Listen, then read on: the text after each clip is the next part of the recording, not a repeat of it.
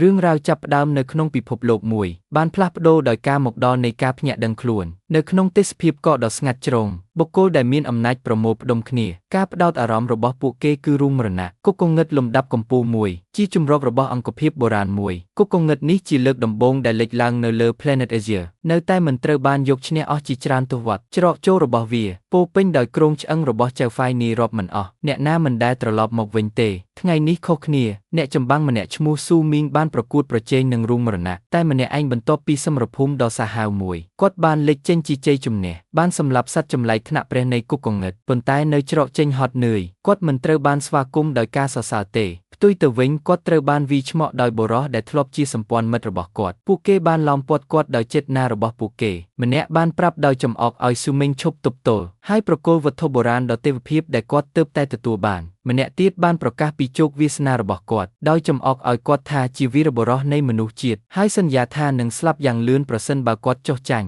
ស៊ូមីងរាងកាយរបស់គាត់ញ័រដោយថាមពលយល់ពីផែនការរបស់ពួកគេគាត់បានដឹងថាពួកគេបានរងចាំគាត់ដើម្បីសម្អាតគុកគងឹតដើម្បីលួចវត្ថុបុរាណដ៏មានឥទ្ធិពលគាត់បានសួរប្រសិនបើនេះជាផែនការរបស់ពួកគេតាំងពីដំបូងពីពួកជនក្បត់ជាតិបុរសសក់ពណ៌ទង់ដែងម្នាក់ឈ្មោះយ៉ែងថេងបានដើរមកមុខទាញដាវរបស់គាត់ដែលញ័រដោយភ្លេចបន្ទោលពណ៌ខៀវគាត់បានប្រឈមមុខជាផ្លូវការជាមួយអតីតមិត្តរបស់គាត់ទាមទារវត្ថុបុរាណដ៏ទេវភាពនិងអំពាវនាវដល់មិត្តភាពអតីតកាលរបស់ពួកគេដោយផ្ដល់ឱកាសឲ្យស៊ូមីងរួចជីវិតជាធ្នូនឹងវាចាងថាងអួតអាងទាំងញឹមគាត់គ្រាន់តែបំផ្លាញអំណាចតិចតួចប៉ុណ្ណោះស៊ូមីងបានចាក់ចេញដោយកាន់ដាវក្រហមឆេះរបស់គាត់ស៊ូមីងសោកស្ដាយចំពោះភាពងឹតភ្នែករបស់គាត់បានប្រព្រឹត្តចំពោះបុរសទាំងនេះដូចជាបងប្អូនតាំងពីពួកគេនៅក្មេងមកប្រយុទ្ធជាមួយពួកគេអស់ជាច្រើនឆ្នាំមិនដែលសង្ស័យពីធម្មជាតិពលរបស់ពួកគេឡើយពោពេញដោយភាពជូរចត់នៃការក្បត់គាត់បានសម្រេចចិត្តមិនចុះទៅដោយស្ងាត់ទេគាត់បានលើកអាវុធរបស់គាត់បញ្ចេញការផ្ទុះដ៏ធំនៃថាមពលពណ៌ក្រហមនិងពណ៌ស្វាយពីវត្ថុបុរាណដ៏ទេវភាពដែលបណ្ដាលឲ្យមានការផ្ទុះដ៏អស្ចារ្យឈរដោយក្លាហាន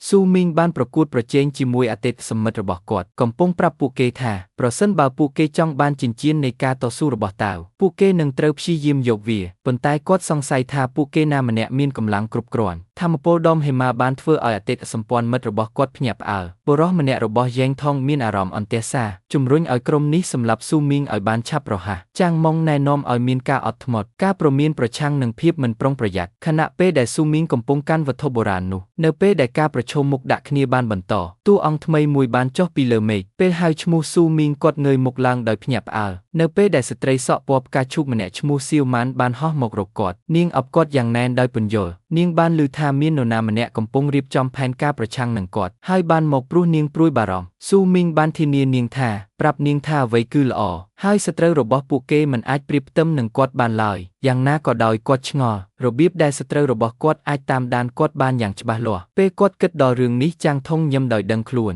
ននៅពេលនោះខេមិញមានអារម្មណ៍ឈឺចាប់យ៉ាងខ្លាំងនៅក្នុងរបស់គាត់សៀវម៉ាន់បានចាក់គាត់ខ្សឹបខ្សៀវថានាងជាអ្នកដែលបានបង្ហាញពីទីតាំងរបស់គាត់ស៊ូមីងភ្ញាក់ផ្អើលសម្លឹងមើលនាងដូចជារង្វង់វេទមន្តពណ៌ក្រហមភ្លឺនៅលើដៃរបស់នាងកន្លែងដែលនាងកាន់ដាវគាត់មិនអាចយល់បានទេថាហេតុអ្វីបានជានាងក្នុងចំណោមមនុស្សទាំងអស់នឹងធ្វើបែបនេះឆ្លងកាត់សមរភូមិចាងថាងបានស្រែកដោយជោគជ័យការប្រកាសថាកាតាលីករចុងក្រោយមាននៅនឹងកន្លែងបន្ទាប់មកគាត់បានបញ្ជាឲ្យធ្វើឲ្យសកម្មនៃការបង្កើតពន្ធនាគារភ្លាមមួយដ៏ធំសញ្ញាក្រហមបានលេចចេញនៅលើមេឃខាងលើឆមេងឃុំខ្លួនគាត់ពីរបួសខ្សែសង្វាក់ពណ៌ក្រហមភ្លឺចែងចាំងបានផ្ទុះឡើងរុំជុំវិញខ្លួនរបស់គាត់ហើយបង្ក្រាបថាមពលរបស់គាត់បានទទួលស្គាល់ថាម៉ាកុសដែលជាបណ្ដាសាជារបស់រ៉េនសៀវម៉ាន់ហើយបានដឹងខ្លួននាងប្រហែលជាបានរៀបចំផែនការក្បត់របស់គាត់ហើយសម្រាប់រយៈពេលយូរចាងថាងបានដើរមកឈរក្បែរសៀវម៉ាន់រុំដៃរបស់គាត់ជុំវិញនាងគាត់ពន្យល់ដោយចំអកការបង្កើតពន្ធនាគារគឺពិសេសត្រៀមខ្លួនសម្រាប់គាត់ហើយនឹងរារាំងគាត់ពីការផ្ទេរអំណាចរបស់គាត់សៀវម៉ាន់បានបន្ថែមដោយខូលខើ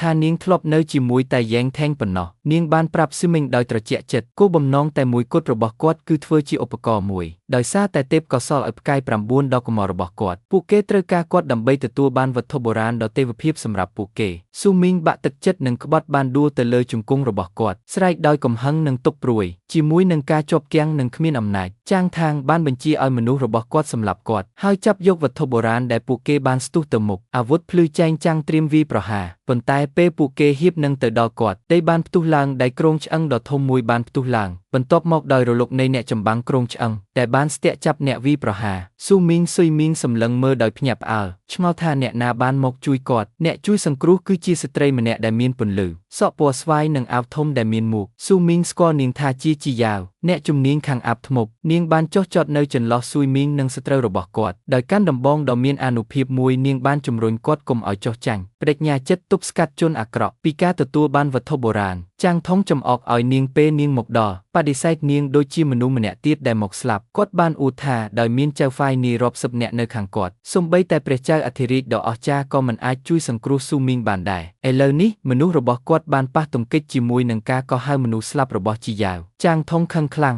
ងចោទប្រកាន់ដោយផ្ទាល់នៅយាយ៉ូប្រកាសថាអ្នកណាដែលរារាំងផ្លូវរបស់គាត់នឹងត្រូវស្លាប់ដូចដែលជីយ៉ាវបានប្រយុទ្ធបុរសម្នាក់របស់យ៉េងថងបានព្រមាននាងឲ្យប្រយ័ត្នចំហៀងខ្លួនប៉ុន្តែវាជាការបោកបញ្ឆោតមួយការព្រមាននោះគឺជាការរំខានមួយហើយនាងបានងាកមកដោយភ្ញាក់ផ្អើលភ្លាមនៅពេលដែលយ៉េងថងបានបិទទ្វារគាត់បានគ្រវីអាវុធផ្លេកបន្ទោរបស់គាត់ទៅលើនាងប្រាប់មិត្តរួមថ្នាក់របស់គាត់កុំឲ្យប្រព្រឹត្តអំពើរបស់គាត់ប្រឆាំងនឹងគាត់ស៊ូមីងនៅតែជាប់គាំងអាចមើលដោយភាពភ័យរន្ធត់ហើយស្រែកឈ្មោះនាងតែប៉ុណ្ណោះដោយសារការវាយប្រហារដែលតាក់ទងនឹងហ្គាវបានធ្វើឲ្យអសមត្ថភាពចាំងថងបានឃើញឱកាសរបស់គាត់បានប្រាប់ស៊ូមីងការយកចិត្តទុកដាក់របស់គាត់ចំពោះអ្នកផ្សេងគឺមិនត្រឹមត្រូវទេហើយឥឡូវនេះដល់វេនគាត់ស្លាប់ហើយបន្ទាប់មកគាត់បានទម្លាក់ពន្លឺរបស់គាត់ដៅពណ៌ខៀវជ្រៅចូលទៅក្នុងទ្រូងរបស់ស៊ូមីងការផ្អៀងទៅរកយ៉េងថងបានផ្ដល់ជម្រើសដ៏ឃោរឃៅចុងក្រោយប្រគល់វត្ថុបុរាណហើយគាត់អាចទុកជីវិតដ៏កំសត់របស់គាត់ប៉ុន្តែស៊ឺមីងមានទង្វើប្រឆាំងចុងក្រោយមួយក្តាប់ខ្សែសង្វាក់វេទមន្តឈាមហូរចេញពីមាត់របស់គាត់បានសម្លឹងមើលអ្នកក្បត់របស់គាត់ដោយការស្អប់ខ្ពើមសុទ្ធសាធគាត់បានហៅពួកគេថាសត្វចម្លែកដាច់ខាតជារឿងគួរឲ្យខ្លាចថាមពលក្រហមនិងខ្មៅចាប់ផ្ដើមបង្កើតឡើងនៅក្នុងខ្លួនគាត់នៅក្នុងល្បែងអស់សង្ឃឹមចុងក្រោយខេមិញបានបញ្ចេញសមត្ថភាពបំផ្លិចបំផ្លាញខ្លួនឯងបច្ចេកទេសបំផ្លាញកម្រិតព្រះការផ្ទុះដ៏សាហាវមួយបានផ្ទុះឡើងចេញពីរាងកាយរបស់គាត់បង្ខំឲ្យយ៉េងថេងនិងរ៉េនឈៀវមែនដកថយដោយភ័យស្លន់ស្លោក្រោយពីនោះសមរភូមិបានស្ងប់ស្ងាត់ស៊ូមីងរងរបួសយ៉ាងធ្ងន់ធ្ងរលោកដៃទៅខ្សឹបឈ្មោះជីយ៉ាគាត់វាទៅចំហៀងនាងអោបរាងកាយដែលរបួសរបស់នាងពោពេញដោយការសោកស្ដាយដោយសួរថាហេតុអ្វីបានជានាងមករកគាត់នៅពេលដែលគាត់បានធ្វើឲ្យនាងបរាជ័យច្រើនដងជីយ៉ាវសន្លប់បាត់ស្មារតីស្នាមញឹមដ៏ស្ងប់ស្ងាត់បានលូកដៃឡើងប៉ះមុខរបស់គាត់ប្រាប់គាត់ថាប្រសិនបើនេះជាទីបញ្ចប់របស់ពួកគេគួរតែស្លាប់ជាមួយគ្នានៅពេលដែលជីវិតរបស់គាត់អស់រលីងស៊ូមីងបានរកឃើញកម្លាំងចុងក្រោយមួយដាវរបស់គាត់បានលេចចេញជារូបរាងហើយធ្លាក់ចូលទៅក្នុងដីនៅចំពោះមុខគាត់សេចក្តីប្រកាសប្រឆាំងនឹងសត្រូវរបស់គាត់កាន់សាកសពរបស់យាវឲ្យជិតស៊ូមីងអ្នកសម្លាប់ព្រះបានស្បោះយ៉ាងម៉ឺងម៉ាត់គាត់បានប្រកាសថាប្រសិនបើគាត់ត្រូវការជាថ្មីគាត់នឹងតាមប្រមាញ់រ៉េនឈៀវមែននិងយ៉េងថេងហើយហែកពួកគេជាបំណែកពួកអ្នកក្បត់របស់គាត់បានមើលពីចម្ងាយដោយងឿងឆ្ងល់បន្ទាប់មកមើលទៅហាក់ដូចជាភ្ញាក់ផ្អើលការដឹងខ្លួនបានលេចចេញមកលើមុខរបស់យ៉េងថេងគាត់យល់ពីផែនការអស់សង្ឃឹមរបស់ស៊ូមីងគាត់នឹងយកវត្ថុបុរាណដ៏ទេវភាពទៅជាមួយដល់មរណភាពរបស់គាត់អូសវាចូលទៅក្នុងទីជ្រៅបំផុតនៃរូងមរណៈដូច្នេះពួកគេមិនដែលអាចមានវាបានទេដោយពាក្យសច្ចាចុងក្រោយរបស់គាត់បានធ្វើឲ្យស៊ូមីងប្រាប់ពួកគេថាប្រសិនបើពួកគេចង់បានវត្ថុបុរាណដ៏ទេវភាពពួកគេនឹងត្រូវមកយកវាបន្ទាប់មកគាត់បានលោតចេញពីច្រាំងថ្មចោតក្តាប់យាវហើយធ្លាក់ចូលទៅក្នុងថាមពលវឹកវរខាងក្រោមនៅក្នុងដៃរបស់គាត់ចិញ្ចៀនរបស់ Dow Devens បានភ្លឺចែងចាំងដោយពន្លឺដ៏អស្ចារ្យពន្លឺពណ៌មាសដ៏ភ្លឺចែងចាំងពិភពលោកបានរលាយទៅជាពណ៌ដៃរបស់ស៊ុយមីងទុំខ្សោយដូចជាជីវិតបានចាក់ចេញពីគាត់នៅទីបំផុតប៉ុន្តែបន្ទាប់មកស្មារតីរបស់គាត់បានវិលត្រឡប់មកវិញគាត់បានរកឃើញថាខ្លួនគាត់មិននៅក្នុងទីជ្រៅបំផុតទេប៉ុន្តែសម្លឹងមើលទៅឃើញច្បាស់មេឃពណ៌ខៀវនិងអាគារសាលាដែលធ្លាប់ស្គាល់ងឿងឆ្ងល់ការភ័ន្តច្រឡំរបស់គាត់កាន់តែជ្រៅពេលគាត់ត្រូវសម្លេងមួយតាមមីក្រូហ្វូនអ្នកប្រកាសម្នាក់បានប្រកាសលទ្ធផលនៃ120ពិធីរំលឹកវិញ្ញាណក្ខន្ធលើកទី7នៅសាលាបឋមសិក្សាឈួងជេងសិស្សម្នាក់ឈ្មោះវ៉ាងឈៀងបានភ្ញាក់ពីដំណេកដោយជោគជ័យប៉ុន្តែថ្នាក់ថ្មីរបស់គាត់គឺវេទមន្តថ្នាក់របៀបរស់នៅមិនមែនប្រយុទ្ធស៊ូមីនៅលើជាសិស្សវ័យក្មេងម្នាក់ឈរនៅក្នុងចំណោមហ្វូងមនុស្សវ័យជំទង់គាត់បានលឺអ្នកដទៃបញ្ចេញមតិថាសំណាងរបស់សាលាហាក់ដូចជាអាក្រក់ឆ្នាំនេះពាក្យថាពិធីភ្ញាក់រើកបានធ្វើឲ្យគាត់ចាប់អារម្មណ៍យ៉ាងខ្លាំងអារម្មណ៍ដែលធ្លាប់ស្គាល់បានហូរមកលើគាត់ដូចដែលគាត់បានដឹងដោយការភ្ញាក់ផ្អើលយ៉ាងខ្លាំងថាគាត់បានធ្វើដំណើរត្រឡប់ទៅអតីតកាលវិញគាត់មានអាយុ18ឆ្នាំម្ដងទៀតនៅថ្ងៃនៃពិធីភ្ញាក់រែករបស់គាត់ផ្ទាល់នៅពេលដែលស៊ូមីងឈរនៅកណ្ដាលសិស្សានុសិស្សការចងចាំរបស់គាត់អំពីថ្ងៃនេះបានវិលត្រឡប់មកវិញដោយភាពច្បាស់លាស់ឥតខ្ចោះគាត់បានស្គាល់វ៉ងឆេង แต่គាត់ចាំថាត្រូវបានគេហៅថាធាត់គាត់នឹកឃើញថាវាងឈៀងក៏ធ្លាប់ក្លាយជាអ្នកមន្តអាគមនៅក្នុងជីវិតមុនរបស់គាត់ការបញ្ជាក់ថានេះមិនមែនជាសុបិនទេដើម្បីសាកល្បងការចងចាំរបស់គាត់បន្ថែមទៀតគាត់បានគិតអំពីសិស្សដែលនៅជួរបន្ទាប់គាត់ចាំថាលីសុងយ៉ងនឹងក្លាយជាអ្នកចម្បាំងផ្កាយពីរការភ្ញាក់ដឹងខ្លួនរបស់ឆេនយូនឹងបរាជ័យហើយសងលីនឹងក្លាយជាអ្នកលេងមន្តអាគមប្រយុទ្ធព្រឹត្តិការណ៍បានកើតឡើងដូចដែលគាត់ចងចាំលីសុងយ៉ាងបានអបអរសាទរការភ្ញាក់រឹកដ៏ជោគជ័យរបស់គាត់ក្នុងនាមជាអ្នកចម្បាំងម្នាក់គាត់ត្រូវបានតាមដោយឈៀនយូដែលបានយំដោយខកចិត្តបន្ទាប់ពីការភ្ញាក់ដឹងខ្លួនរបស់គាត់បរាជ័យហើយបន្ទាប់មកដោយសងលីដែលបានក្លាយជាអ្នកលេងមន្តអាគមប្រយុទ្ធជាមួយនឹងព្រឹត្តិការណ៍នេះមួយដែលត្រូវនឹងការចងចាំរបស់គាត់ការសង្ស័យណាមួយដែលឈើមេងមានត្រូវបានលុបចោលស្នាមញឹមដ៏ជឿជាក់មួយបានលេចឡើងនៅលើមុខរបស់គាត់ដូចដែលគាត់បានទទួលយកយ៉ាងពេញលេញគាត់ពិតជាបានកើតជាថ្មីមែនទឹកមុខរបស់គាត់បានផ្លាស់ប្ដូរយ៉ាងឆាប់រហ័សទៅជាកំហឹងយ៉ាងខ្លាំងដូចជាការចងចាំដ៏ឈឺចាប់នៃការក្បត់របស់គាត់ដោយយ៉ែងថេងហើយ Ren Chairman បានភ្លឺឡើងក្នុងចិត្តរបស់គាត់មានអារម្មណ៍ថាឱកាសទី2នេះត្រូវតែជាអំណោយពីស្ថានសួគ៌ផ្ដល់ឲ្យគាត់នូវអំណាចដើម្បីសរសេរអតីតកាលរបស់គាត់ឡើងវិញហើយសងសឹកការសោកស្ដាយរបស់គាត់គំនិតរបស់គាត់ត្រូវបានរំខានដោយការស្រែកធ្ងោពីហ្វូងមនុស្សនៅលើឆាកកំណែក្មេងរបស់យ៉ែងថេងកំពុងភ្ញាក់ឡើងហ៊ុំព័ទ្ធដោយអរពណ៌ស្វាយដ៏អស្ចារ្យអ្នកប្រកាសបានប្រកាសដោយរំភើបថាចាងថាងបានភ្ញាក់ពីដំណេកថ្នាក់ប្រយុទ្ធលាក់កំបាំងដ៏កម្រមួយអ្នកចម្បាំងតុក្កតារៈជាមួយនឹងគុណលក្ខណៈពីកំណើតដ៏មានឥទ្ធិពល8ផ្កាយសិស្សានុសិស្សបានរំភើបចិត្តយ៉ាងខ្លាំងដោយបានអត្ថាធិប្បាយថាការភ្ញាក់រឹកដ៏មានឥទ្ធិពលបែបនេះត្រូវបានរំពឹងទុកពីចៅហ្វាយវ័យក្មេងនៃគ្រួសារយ៉ែងដ៏មានកិត្យានុភាពគឺបែបនេះស៊ូមីងអាចត្រឹមតែសម្លឹងមើលសត្រូវនាពេលអនាគតរបស់គាត់ដោយភាពត្រជាក់ការស្អប់ខ្ពើមដ៏ឆេះឆួលនៅពេលដែលអ្នកប្រកាសបានអបអរសាទរដល់ទេពកោសល្យថ្មីរបស់សាលាស៊ូមីងមានអារម្មណ៍ថាមាននរណាម្នាក់ប៉ះស្មារបស់គាត់ងាកមកឃើញយុវជនម្នាក់ហើយភ្ញាក់ផ្អើលយ៉ាងខ្លាំងជីយ៉ាវដែលមានសុខភាពល្អស្លៀកឯកសណ្ឋានសាលានាងបានប្រាប់គាត់ថានាងកំពុងស្វែងរកគាត់ឃើញទឹកមុខភ្ញាក់ផ្អើលរបស់គាត់នាងបានសួរថាតើមានអ្វីខុសឬអត់រំភើបចិត្តខ្លាំងពេកគាត់ក៏ស្ងប់ចិត្តភ្លាមហើយបាននិយាយថាគាត់គ្រាន់តែចង់អបអរសាទរនាងជាមុន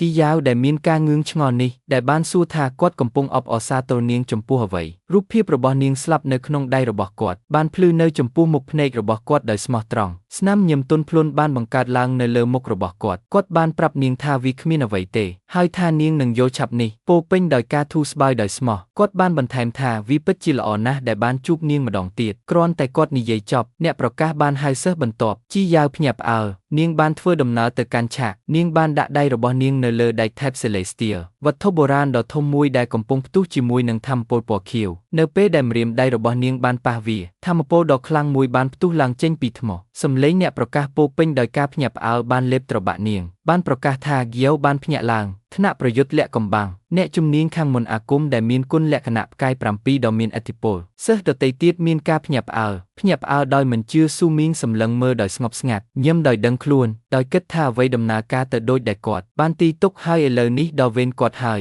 អ្នកប្រកាសបានហៅស៊ុយមេងពេលគាត់ដើរទៅឆាកជើជូនពោគាត់ឲ្យមានសំណាងល្អសិស្សដទៃទៀតមិនសូវមានសតិនិយមទេខ្សឹបប្រាប់ថាវាមិនអាចទៅរួចទេសម្រាប់ទី3ថ្នាក់ដែលលាក់ដើម្បីលេចឡើងជាពិសេសសម្រាប់ក្មេងកំព្រាដូចជាស៊ុយមេងបន្ទាប់មកឈុតឆាកផ្លាស់ប្ដូរដើម្បីផ្ដល់បរិបទវាគឺជាភពអាយឺនៅក្នុងប្រទេសណាពិភពលោកមួយដែលគ្រប់គ្រងដោយអ្នកមានអំណាចដែលភ្ញាក់ឡើងជាច្រើនទសវត្សរ៍មុនការមកដល់នៃការភ្ញាក់ដឹងខ្លួនបានកើតឡើងចាប់តាំងពីពេលនោះមកមនុស្សគ្រប់រូបដែលមានអាយុ18ឆ្នាំចូលរួមក្នុងពិធីមួយដើម្បីក្លាយជាម្នាក់ក្នុងចំណោមអ្នកភ្ញាក់រឹកបុគ្គលទាំងនេះបានផ្លាស់ប្ដូរពិភពលោកជាមូលដ្ឋានមានអំណាចក្នុងការបង្ខូចការពិតហើយទទួលបានទ្រព្យសម្បត្តិយ៉ាងច្រើនសន្ធឹកសន្ធាប់អំណាចនេះមានតម្លៃអ្នកភ្ញាក់រឹកត្រូវតែប្រឈមមុខនឹងបញ្ហាប្រឈមឥតឈប់ឈរជានិច្ចប្រឈមមុខនឹងសត្វសាហាវនិងរុករកសត្វដ៏គួរឲ្យខ្លាចគុកគងឹតដែលពោពេញដោយសត្វចម្លែកពេលគាត់ដើរទៅរកដែកថែប Celestial ស៊ូមីងបានរំលឹកពីជីវិតអតីតកាលរបស់គាត់ចងចាំថាកាលនៅជាក្មេងកំព្រាគាត់បានពឹងផ្អែកលើប្រាក់ឧបត្ថម្ភនិងអាហារូបករណ៍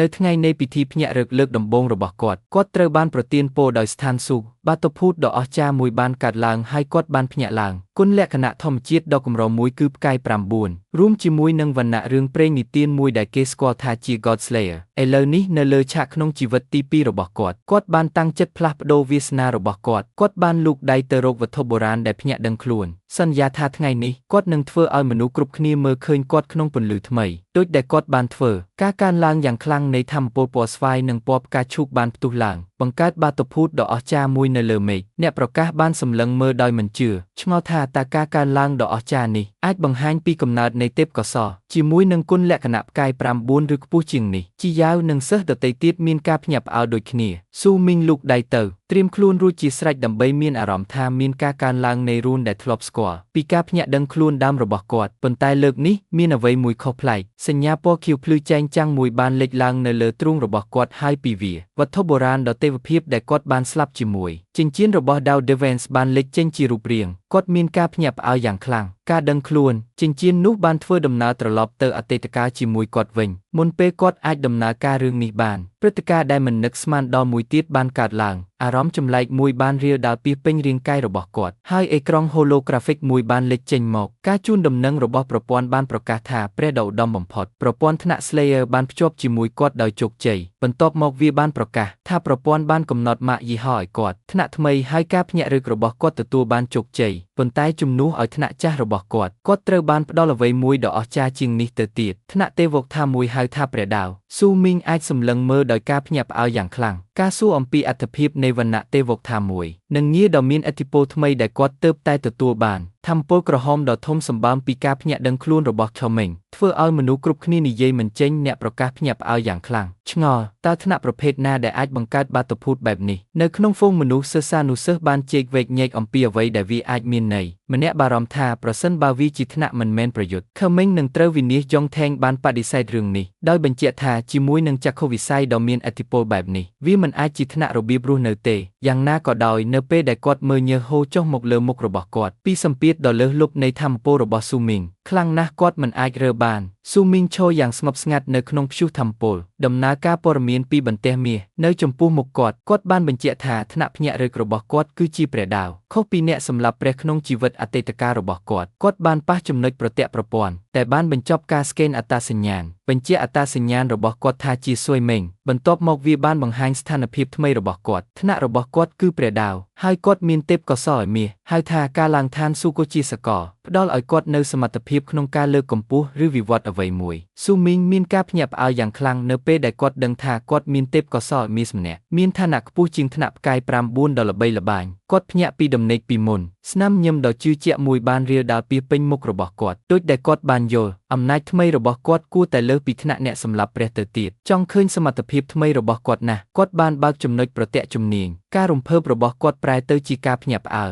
អេក្រង់ជំនាញបង្ហាញវឌ្ឍនភាព0និងសារតែមួយដែលគ្មានសមត្ថភាពណាមួយត្រូវបានភ្ញាក់ឡើងខេមីងខឹងយ៉ាងខ្លាំងគាត់ក៏ចាប់យកបន្ទះ holographic ស្រែកដោយផ្ទាល់ខ្លួនអំពីរបៀបដែលឋានៈមាសទេពកោសល្យអាចកើតឡើងដោយគ្មានជំនាញតែមួយខណៈពេលដែលឈីមីងកំពុងរវល់ហ្វូងមនុស្សបានមានអារម្មណ៍មិនស្ងប់ចិត្តចំពោះការយឺតយ៉ាវនេះទីបំផុតអ្នកប្រកាសបានហៅដោយសួរថាតើគាត់បានភ្ញាក់ពីដំណេករួចរាល់ហើយឬនៅស៊ូមីងសម្លឹងមើលចំណុចប្រទាក់ដែលគ្មានជំនាញដោយកំហឹងគាត់មិនអាចជឿរឿងនោះទេបន្ទាប់ពីដាស់ថ្នាក់ឋានព្រះមួយដែលត្រូវបានគេសន្មតថាមានឋានៈខ្ពស់គាត់មិនមានសមត្ថភាពទេគាត់ឆ្ងល់ថាតើប្រព័ន្ធនេះកំពុងរំខានគាត់ដែរឬទេភ្លាមនោះបន្ទះនោះបានបង្ហាញសារថ្មីមួយដោយបញ្ជាក់ថាខ្លួនបានទទួលមតិប្រតិកម្មរបស់គាត់ហើយនឹងបន្តការណែនាំការដាស់តឿនថ្មីមួយបានបង្វែរការយកចិត្តទុកដាក់របស់គាត់ទៅកាន់ចិញ្ចៀននៃ Dow Devens ងឿងឆ្ងល់នៅចំពោះមុខគាត់បានមើលចិញ្ចៀននៅពេលដែលវាចាប់ផ្ដើមភ្លឺបន្ទាប់មកប្រព័ន្ធបានប្រកាសវាបានកំណត់អត្តសញ្ញាណវត្ថុបុរាណដ៏ទេវភាពដោយជោគជ័យដរាបណាចិញ្ចៀនត្រូវបានកំណត់អត្តសញ្ញាណបន្ទះប្រព័ន្ធបានភ្លឺចែងចាំង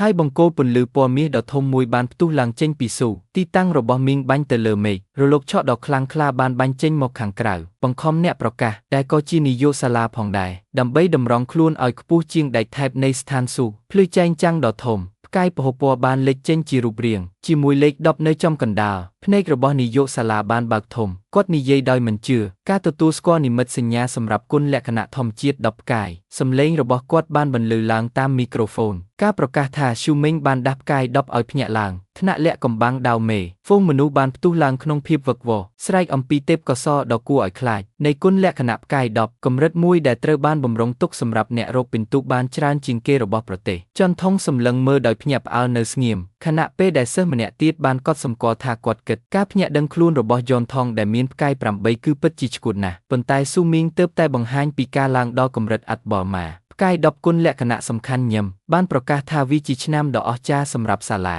មិនត្រឹមតែពួកគេមានថ្នាក់លក្ខច្រើនប៉ុណ្ណោះទេប៉ុន្តែឥឡូវនេះជា Heaven's Chosen ដែលមានគុណលក្ខណៈផ្កាយ10គាត់បានទទួលស្គាល់ថាខណៈពេលដែលថ្នាក់ Sword Master មិនមែនជាថ្នាក់កំពូលទេជាមួយនឹងទេពកោសល្យពីកំណើត10ផ្កាយសក្តានុពលនាពេលអនាគតរបស់ Coming នឹងគ្មានដែនកំណត់ជារង្វាន់ដែលនាយកបានប្រកាសគាត់នឹងជូនអំណោយដល់ Coming ដោយផ្ទាល់សំណុំពេញលេញនៃការដាំដុះទោះជាយ៉ាងណាក៏ដោយធាតុជំនួយមិនមែនគ្រប់គ្នាសុទ្ធតែមានសតិនិយមទេសំឡេងខ្សឹបខ្សៀវនៃការខកចិត្តរីករាលដាលសិស្សខ្លះហៅវាថាជាការខ្ជះខ្ជាយទេពកោសល្យពន្យល់ថាមេដាវគឺជាថ្នាក់កម្រិតទាបបំផុតពួកគេបានពន្យល់ថាវាជាកម្រិតមធ្យមថ្នាក់យ៉ាកនៃជំនាញគ្រប់មុខបង្ខំឲ្យវឹកហាត់ទាំងការប្រយុទ្ធពីចម្ងាយនិងចិត្តការបែងចែកការផ្ដោតអារម្មណ៍រវាងការវាយប្រហាររាងកាយនិងវេទមន្តធ្វើឲ្យវាคล้ายជាថ្នាក់រៀនដែលមិនសូវមានអំណាចសិស្សដទៃទៀតសើចចំអកឲ្យសំណាងអាក្រក់របស់គាត់ចំអកឲ្យលទ្ធផលដ៏ខកចិត្តរបស់ទេពកោសល្យផ្កាយ10រួមផ្សំជាមួយថ្នាក់ដ៏កំសត់បែបនេះមួយចំនួនបានព្យាយាមការពារគាត់បង្ហាញថាជាមួយនឹងការខិតខំប្រឹងប្រែងគ្រប់គ្រាន់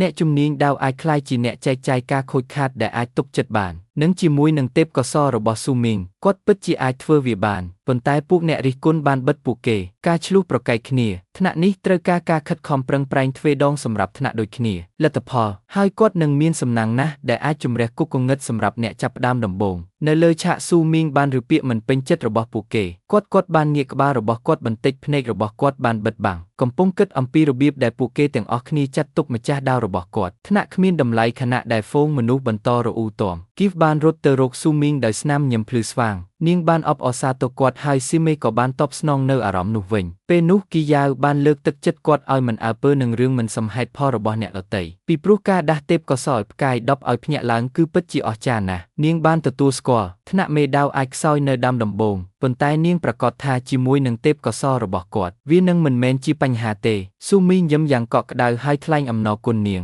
ធ្វើឲ្យនាងមានទំនុកចិត្តឡើងវិញគាត់មិនអនុញ្ញាតឲ្យមតិយោបល់របស់ពួកគេប៉ះពាល់ដល់គាត់ទេបន្ទាប់មកគាត់បានបន្ថែមដោយសម្ងាត់ថាការមើលស្រាលរបស់ពួកគេគឺជាអ្វីដែលគាត់ចង់បានតែធ្វើឲ្យយាមានការភ័ន្តច្រឡំការសន្ទនារបស់ពួកគេត្រូវបានរំខានដូចដែលអ្នកប្រកាសបានហៅសិស្សបន្ទាប់ហ្វូងមនុស្សបានស្រែកហ៊ោកញ្ជ្រៀវនៅពេលដែលរិនឈៀវជាបុរសក្មេងស្រីដែលមានប្រជាប្រិយភាពបំផុតរបស់សាលាដើរទៅមុខយ៉ាងថេងត្រូវបានគេមើលឃើញថាកំពុងលើកទឹកចិត្តនាងជីយ៉ាវបានបញ្ចេញមិត្តលើប្រជាប្រិយភាពរបស់នាងប៉ុន្តែស៊ូមីងនៅស្ងៀមជំនួសឲ្យការមើលស៊ូមីងបែរខ្លួនហើយចាប់ផ្ដើមដើរចេញជីយ៉ាវហៅដោយងឿងឆ្ងល់រំលឹកគាត់ថាពិធីមិនទាន់ចប់ទេស៊ូមីងឆ្លើយតបដោយត្រជាក់ដោយមិនងាកមើលក្រោយថាគាត់មិនចាប់អារម្មណ៍ពេលគាត់ដើរចេញការចងចាំដ៏ឈឺចាប់អំពីជីវិតអតីតកាលរបស់គាត់បានជន់លិចគំនិតរបស់គាត់ចាំពីរបៀបដែល Ren Chiaoman បានប្រើប្រាស់គាត់គ្រាន់តែក្បត់និងសម្លាប់គាត់ដោយមិនស្ទាក់ស្ទើរគាត់បានរំលឹកឡើងវិញនៅពាក្យសច្ចាដែលគាត់បានធ្វើនៅពេលគាត់ស្លាប់ហើយបានពង្រឹងការតាំងចិត្តរបស់គាត់សម្រាប់ការសងសឹកនៅក្នុងជីវិតថ្មីនេះ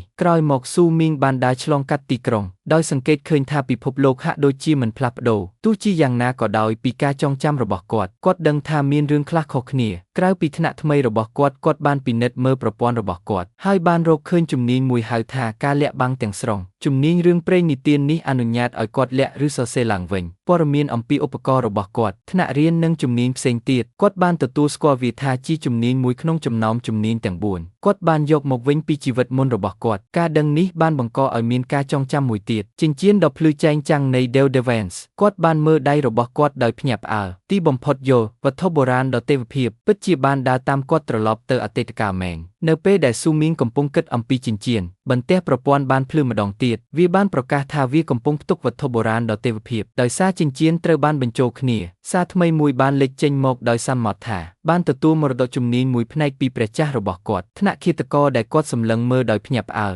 សួរថាតើវាអាចទៅរួចយ៉ាងដូចម្តេចដើម្បីទទួលបានជំនាញពីថ្នាក់ជីវិតអតីតកាលរបស់គាត់នៅពេលដែលថ្នាក់ថ្មីរបស់គាត់គឺព្រះដាវអេក្រង់ស្ថានភាពលម្អិតមួយបានលេចចេញមកដោយបង្ហាញឈ្មោះរបស់គាត់កម្រិតស៊ូមីង1ជាមួយនឹងស្ថិតមូលដ្ឋានដែលមានតុល្យឲ្យភាពថ្នាក់របស់គាត់ត្រូវបានបញ្ជាក់ថាជាពិភពទេវកថាព្រះដាវតែមួយគត់ហើយទេពកោសល្យរបស់គាត់គឺការឡើងឋានស៊ូកូជាសកលផ្នែកជំនាញឥឡូវនេះបានរីបញ្ជីសមត្ថភាពចំនួន4ដាវសម្រាប់ព្រះជំហានស្រមោលលាក់បាំងទាំងស្រុងនិងភ្នែកដ៏មានអត្ថន័យ ជាមួយនឹងព័ត៌មានថ្មីនេះស៊ូមីងបានចាប់ផ្ដើមបង្កើតផែនការមួយគាត់បានគិតអំពីសុភាសិតចាស់មួយបុរសម្នាក់គ្មានទោសប៉ុន្តែការកាន់កំណប់ធ្វើឲ្យគាត់ក្លាយជាគោលដៅដើម្បីជៀសវាងការប្រើប្រាស់ដោយអ្នកដទៃហើយដោយសារតែគាត់មិនទាន់ខ្លាំងគ្រប់គ្រាន់គាត់ដឹងថាគាត់ត្រូវតែប្រុងប្រយ័ត្នខណៈពេលដែលទេពកោសល្យផ្កាយ10របស់គាត់គឺមិនអាចលាក់បាំងបានគាត់បានសម្រេចចិត្តគាត់ត្រូវតែលាក់បាំងព័ត៌មានទាំងអស់អំពីការពិតរបស់គាត់ថ្នាក់ទេវកថាព្រះដាវគាត់បានសន្យាថានឹងឆក់យកឱកាសលើកទី2នេះហើយកុំធ្វើម្ដងទៀតនៅកំហុសអតីតកាលរបស់គាត់គាត់ដឹងពីបទពិសោធន៍កន្លងមកនោះជាបញ្ហាប្រឈមគុកកងឹតសម្រាប់អ្នកចាប់ផ្ដើមដំបូងនិងមកដល់នៅថ្ងៃទី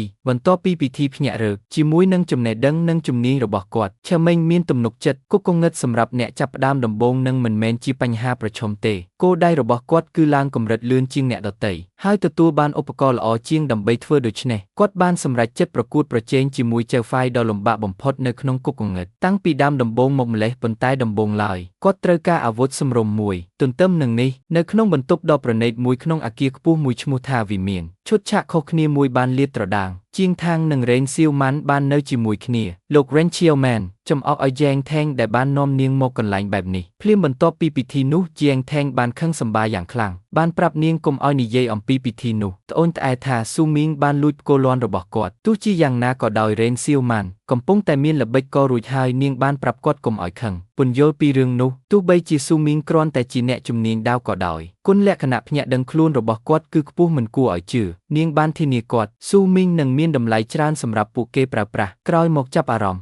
ចាងថាងបានសួរថានាងចង់មានន័យយ៉ាងណារ៉េនឆាលម៉ានញឹមយ៉ាងស្រទន់ហើយបានបង្ហាញគាត់អ្វីមួយនៅលើទូរស័ព្ទរបស់នាងនៅពេលដែលយ៉ែងថេងសម្លឹងមើលវាទឹកមុខរបស់គាត់បានផ្លាស់ប្ដូរពីការរំខានទៅជាការភ្ញាក់ផ្អើលរ៉េនសៀវម៉ានបានពន្យល់ពីផែនការរបស់នាងដោយភាពត្រជាក់សម្លឹងមើលដោយកញ្ញានាងមានទំនុកចិត្តថាប្រសិនបើនាងព្យួរនុយតូចមួយសម្រាប់ខមេងគាត់នឹងយកវានៅពេលនោះដូចមុនពេលដែលពួកគេអាចប្រើប្រាស់គាត់បានសម្រាប់គោលបំណងផ្ទាល់ខ្លួនរបស់ពួកគេដោយធ្វើតាមផែនការរបស់គាត់ខមេងបានមកដល់អគារខ្ពស់កប់ពុកដ៏ធំមួយដែលជាកន្លែងលក់អាវុធគាត់បានជិះជណ្ដើរយន្តឡើងទៅជាន់ទី12ជាកន្លែងដែលគាត់ត្រូវបានស្វាគមន៍ដោយបុគ្គលិកម្នាក់នៅ Weapons ផ្សារទំនើបពេលគាត់ដើរឆ្លងកាត់គាត់បានសង្កេតឃើញកន្លែងនោះពោពេញទៅដោយសិស្សដែលទើបភ្ញាក់ពីដំណេកថ្មីកំពុងរៀបចំសម្រាប់ការសាកល្បងគុកកងឹតសម្រាប់អ្នកចាប់ផ្ដើមថ្មីថ្មោងគាត់បាននៅអ្នកខ្លះត្អូញត្អែពីការខ្វះខាតលុយកាក់របស់ពួកគេដោយដឹងថាពួកគេនឹងត្រូវជាប់ជាទាសករនៅក្នុងគុកកងឹតសម្រាប់អាវុធសម្រុំមួយចំណាប់អារម្មណ៍របស់ស៊ួយមេងត្រូវបានតាក់ទាញទៅកាន់ហ្វូងមនុស្សប្រមូលផ្ដុំគ្នានៅជុំវិញការបង្ហាញជាក់លាក់មួយពួកគេបានកោតសរសើរដាវពណ៌ខៀវភ្លឺចែងចាំងមួយដែលមានឈ្មោះថា Taiwan's Frost Blade អាវុធលំដាប់ពេជ្រមួយដែលគេនិយាយថាត្រូវបានបង្កើតឡើងដោយអ្នកមានឋានៈខ្ពស់អ្នកលេងដាវថ្នាក់ដ៏អស្ចារ្យហ្វូងមនុស្សបានងឿងឆ្ងល់ចំពោះអំណាចរបស់វាតែអាចបង្កកឈាមរបស់សត្វចម្លែកប៉ុន្តែក៏ភ័យខ្លាចចំពោះតម្លៃរបស់វាផងដែរនៃការ Advent ចំនួន1លានដូចដែលពួកគេបានបង្ហាញពីការកោតសរសើររបស់ពួកគេស៊ូមីងញឹមដាក់ខ្លួនឯងគាត់បានចងចាំពីជីវិតអតីតកាលរបស់គាត់ថាអាវុធនេះជាអាវុធคล้ายៗនិងពាណិជ្ជករលួកពួកគេនឹងត្រូវចាប់ខ្លួននៅទីបំផុតគំនិតរបស់គាត់ត្រូវបានរំខានដោយសំឡេងមួយគាត់ងាកមកឃើញស្ត្រីម្នាក់ស្លៀកពាក់ស្អាតស្លៀកខ្លីសក់ពណ៌ប្រផេះអមដោយអង្គរៈ2នាក់នាងបានសួរថាតើគាត់ជាស៊ូមីងឬអត់ហើយគាត់បានសួរនាងវិញថានាងជានរណាស្ត្រីនោះបានណែនាំខ្លួនឯងថាឈ្មោះជាងឡានអនុប្រធានក្រុមហ៊ុន Jiang and Group ហើយបានប្រគល់កាតអាជីវកម្មរបស់នាងឲ្យគាត់ស៊ូមីងបានយកកាតដោយនិយាយថាគាត់មិនគិតថាគាត់ស្គាល់នាងជាងឡានមិនអើពើនឹងមិត្តរបស់គាត់ហើយខ្លាំងល្មមសម្រាប់អ្នកដទៃស្ដាប់បានប្រកាសថាក្នុងនាមក្រុមហ៊ុន Jiang and Group នាងនឹងរ៉ាប់រងការចំណាយទាំងអស់របស់គាត់សម្រាប់ថ្ងៃនោះបន្ទាប់មកនាងបានប្រាប់គាត់ថានាងសង្ឃឹមថាគាត់អាចជួយនាងបានពេលដែលស៊ួយមេងសួរថាតើមានការអនុគ្រោះបែបណានាងបានណែនាំអង្គរៈម្នាក់ឲ្យបង្ហាញរូបថតមួយសន្លឹកដល់គាត់រូបភាពនោះគឺជារូបភាពរបស់យុវជនម្នាក់ក្មេងស្រីញឹមដោយភ្នែកលាក់បាំងហុំព័ទ្ធដោយផ្កាពណ៌ជាងឡានបានពន្យល់ថាក្មេងស្រីនោះជាប្អូនស្រីរបស់នាងលោកជាងយ៉ាងខេងដែលក៏បានចូលរៀននៅសាលារបស់គាត់ដែរហើយទើបតែភ្ញាក់ពីដំណេកនាងបានបង្ហាញថានាងបានស៊ើបអង្កេតការភ្ញាក់ដឹងខ្លួនរបស់គាត់រួចហើយបានដឹងពីទេពកោសល្យផ្កាយ10របស់គាត់នាងបានវែកញែកថាដោយអំណាចរបស់គាត់គុកកងឹតសម្រាប់អ្នកចាប់ផ្ដើមដំបូងនឹងមិនមែនជាបញ្ហាប្រឈមសម្រាប់គាត់ទេនាងបានរំលឹកគាត់ថាមានតែអ្នកដែលទើបភ្ញាក់ពីដំណេកប៉ុណ្ណោះដែលអាចចូលបានហើយបន្ទាប់មកបានធ្វើការស្នើសុំរបស់នាងចង់ឲ្យគាត់សហការជាមួយប្អូនស្រីរបស់នាងនិងការពារនាងដើម្បីឲ្យនាងអាចបញ្ចប់ការកាត់ក្តីដោយសុវត្ថិភាពមួយសន្ទុះក្រោយមកស៊ូមីងបានបដិសេធយ៉ាងដាច់អង្ការដោយនិយាយថាគាត់មិនចាប់អារម្មណ៍ពេលគាត់ដើរចេញយ៉ែងឡានមានការភ្ញាក់ផ្អើលយ៉ាងខ្លាំង នាងស្រែកតាមគាត់ផ្ដល់ឲ្យគាត់នៅជម្រើសអាវុធណាមួយនៅក្នុងហាងប្រសិនបើគាត់យល់ព្រមប៉ុន្តែការផ្ដល់ជូនរបស់នាងត្រូវបានឆ្លើយតបដោយស្ងៀមស្ងាត់ខឹងសម្បានាងគិតក្នុងចិត្តសិស្សក្រីក្រម្នាក់យ៉ាងម៉េចដែលទើបតែមានសំណាងអាចមានសិទ្ធិបដិសេធនាងគ្រាន់តែយ៉ែងឡានកំពុងខឹងសម្បាស៊ូមីងឈប់ដោយទឹកមុខស្ងប់ស្ងាត់គាត់បានងាកមកវិញហើយនិយាយថាអញ្ចឹងមែនបន្ទាប់មកគាត់បានចង្អុលទៅអាវុធថ្លៃបំផុតនៅក្នុងហាងហើយបានប្រកាសថាគាត់នឹងយកដាវសាយរបស់ជនផ្ដាច់ការដាវคล้ายៗដែលមានតម្លៃ1លានកាក់ Advent ជីងឡានខឹងយ៉ាងខ្លាំងដោយជឿថាគាត់កំពុងព្យាយាមជំរិតទារប្រាក់ពីនាងដោយចេតនានាងបានចោទប្រកាន់គាត់ថាធ្វើឲ្យអ្វីពិបាកហើយបានសួរចម្លើយប្រសិនបើគាត់ពិតជាគិតពីឋានៈរបស់គាត់ចំពោះនរណាម្នាក់មានតម្លៃ1លានកាក់ស៊ូមីងគ្រាន់តែរំលឹកនាងបានផ្ដល់ឲ្យគាត់នៅជម្រើសនៃអាវុធណាមួយគាត់បានប្រាប់នាងថាប្រសិនបើនាងមិនព្រមធ្វើតាមកិច្ចព្រមព្រៀងនេះត្រូវបានបញ្ចប់ដោយស្នាមញញឹមដែលមានទំនុកចិត្តបន្ទាប់មកគាត់បានផ្ដល់ដំបូន្មានមួយដល់នាងកំពុងប្រាប់នាងឲ្យប្រាប់ប្អូនស្រីរបស់នាងថានាងគួរតែត្រៀមខ្លួនជាមួយនឹងការខិតខំប្រឹងប្រែងទាំងអស់របស់នាងបញ្ជាក់ថាមានរបស់ខ្លះដែលទ្រព្យសម្បត្តិមិនអាចទិញបានគួរឲ្យភ្ញាក់ផ្អើលណាស់កំហឹងរបស់យ៉េងឡែនបានរសាយបាត់ទៅវិញជំនួសដោយស្នាមញញឹមដែលចាប់អារម្មណ៍នាងយល់ថាខឹមិញគួរឲ្យចាប់អារម្មណ៍ហើយទទួលស្គាល់ថាខ្លួននាងបានធ្វើហួសហេតុពេកនាងបានងាកចេញហើយចាក់ចេញជាមួយអង្គរៈរបស់នាងអ្នកមើលបានភ្ញាក់ផ្អើលខ្សឹបខ្សៀវអំពីរបៀបដែលសិស្សនោះទើបតែលេងមនុស្សមានអំណាចមកពីក្រុមយ៉េងណែនពេលពួកគេចាក់ចេញទូរស័ព្ទរបស់ខឹមិញរត់ឡើងជាមួយនឹងសារចូលគាត់បានមើលហើយឃើញថាវាជារបស់ Ren Chairman សារនោះពិតជាដូចដែលគាត់ចងចាំមែននាងបានសួរថាតើគាត់តែងតែចូលចិត្តនាងដែរឬទេបានអះអាងថាបានផ្លាស់ប្ដូរចិត្តហើយបានសុំឲ្យគាត់ជួបនាងនៅលើដំបូលនៃអគារសិក្សានៅយប់នោះសរុបមកមានការកំសាន្តត្រជាក់ចិត្តថា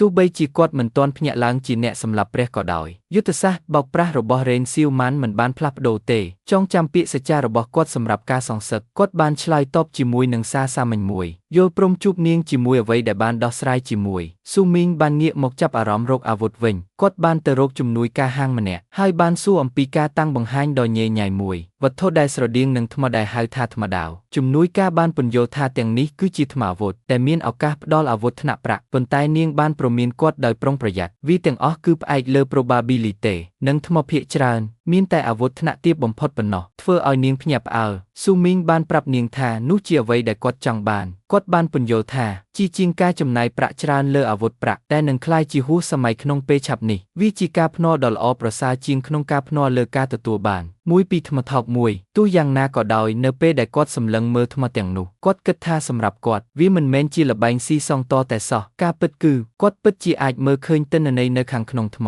នេះគឺអរគុណចំពោះជំនាញមួយផ្សេងទៀតគាត់បានយកមកវិញពីជីវិតអតីតកាលរបស់គាត់បន្ទះប្រព័ន្ធមួយបានពន្យល់អំពីភ្នែកនៃការយល់ដឹងជំនាញដ៏អស្ចារ្យនេះបានធ្វើឲ្យគាត់មានភ្នែកភ្លឺថ្លាអំណាចដើម្បីមើលឃើញធម្មជាតិពិតនៃវត្ថុដោយប្រើសមត្ថភាពនេះគាត់បានរើថ្មមួយដុំដោយទំនុកចិត្តគាត់ដឹងថាអាវុធប្រាក់ធម្មតាមួយនឹងត្រូវចំណាយអស់រាប់រយឬកាក់រាប់ពាន់កាក់ប៉ុន្តែដោយប្រើជំនាញរបស់គាត់ដើម្បីស្វែងរកមួយនៅក្នុងថ្មថោកមួយវាជាតម្លៃដ៏មិនគួរឲ្យជឿសម្រាប់សិស្សក្រីក្រដូចខ្លួនគាត់សន្មតថាអង្គុយជាមួយថ្មអាវុធសកម្មភាពរបស់គាត់បានទាក់ទាញចំណាប់អារម្មណ៍របស់សិស្សដទៃទៀតម្នាក់ក្នុងចំណោមពួកគេគឺជាក្មេងប្រុសសក់ពណ៌ទង់ដែងបានទទួលស្គាល់គាត់ថាជាក្មេងដែលទើបតែបដិសេធក្រុមយ៉ងហ្គនដ៏មានឥទ្ធិពលក្មេងប្រុសនោះនិងមិត្តភក្តិពីរនាក់របស់គាត់បានដើរទៅរកឆាមេងដោយសារចំអកក្មេងប្រុសសក់ទង់ដែងចំអកឲ្យគាត់ដែលកាន់អាវុធសម្រាមថ្មសើចចំអកចំពោះគំនិតដែលថាឆាមេងនិងបដិសេធរបស់ឥតគិតថ្លៃពីសាជីវកម្មធំមួយគ្រាន់តែលេងល្បែងស៊ីសង្លើសម្រាមមួយដុំពួកគេហៅឆាមេងថាជាមនុស្សល្ងងទោះជាយ៉ាងណាក៏ដោយស៊ូមីងគាត់មិនមានការភ្ញាក់ផ្អើលទេគាត់បានស្គាល់បុរសចិត្តអាក្រក់សក់ទង់ដែងនោះថាជាយ៉ាងដេងក្មេងកំណាចម្នាក់ដែលគាត់ចងចាំពីអតីតកាលរបស់គាត់អ្នកណាដែលបានទទួលការទាត់របស់គាត់ពីការសម្លុតធ្វើបាបសិស្សថ្នាក់ក្រោមរកឃើញស្ថានភាពឈឺចាប់ស៊ូមីងបានសម្រេចចិត្តសប្បាយជាមួយពួកគេគាត់បានងាកទៅរកយ៉ាងដេងដោយស្ងប់ស្ងាត់ហើយបានស្នើឲ្យភ្នាល់មួយកាក់ចូលឆ្នាំថ្មី 5000 កាក់ថាគាត់អាចទទួលបានអាវុធឋានៈប្រាក់ចេញពីថ្មដែលគាត់កាន់បន្ទាប់ពីស្ងាត់ឈឹងមួយសន្ទុះយ៉ាងទីងនិងមិត្តភ័ក្តិរបស់គាត់បានផ្ទុះសំណើចគិតថាស៊ូមីងជាមនុស្សល្ងងយ៉ាងទីងបានចំអកឲ្យគាត់ថាមាន99ពិន្ទុ99ឱកាសដែលធ្មនោះជាសម្រាមហើយនោះគាត់មិនដែលជួបនរណាម្នាក់ដែលចង់បោះលុយរបស់ពួកគេបែបនេះទេស៊ូមីងឆ្លើយតបយ៉ាងសាមញ្ញថា មិនយូរប៉ុន្មានពួកគេនឹងឃើញថាតើអ្នកណាជាអ្នកខ្ជិះខ្ជីលុយរបស់ពួកគេពិតប្រាកដយ៉ាងទីងបានទទួលយកការភ្នាល់ដោយរីករាយហើយហ្វូងមនុស្សមើលបានប្រមូលផ្ដុំគ្នាស៊ូមីងបានប្រកាសថាគាត់នឹងបើកថ្មភ្លាមនោះហើយនៅទីនោះប្រមានអ្នកធ្វើបាបកុំឲ្យថយក្រោយយ៉ាងឌីងសាច់បន្តិចប្រាប់គាត់ឲ្យព្រួយបារម្ភអំពីកាក់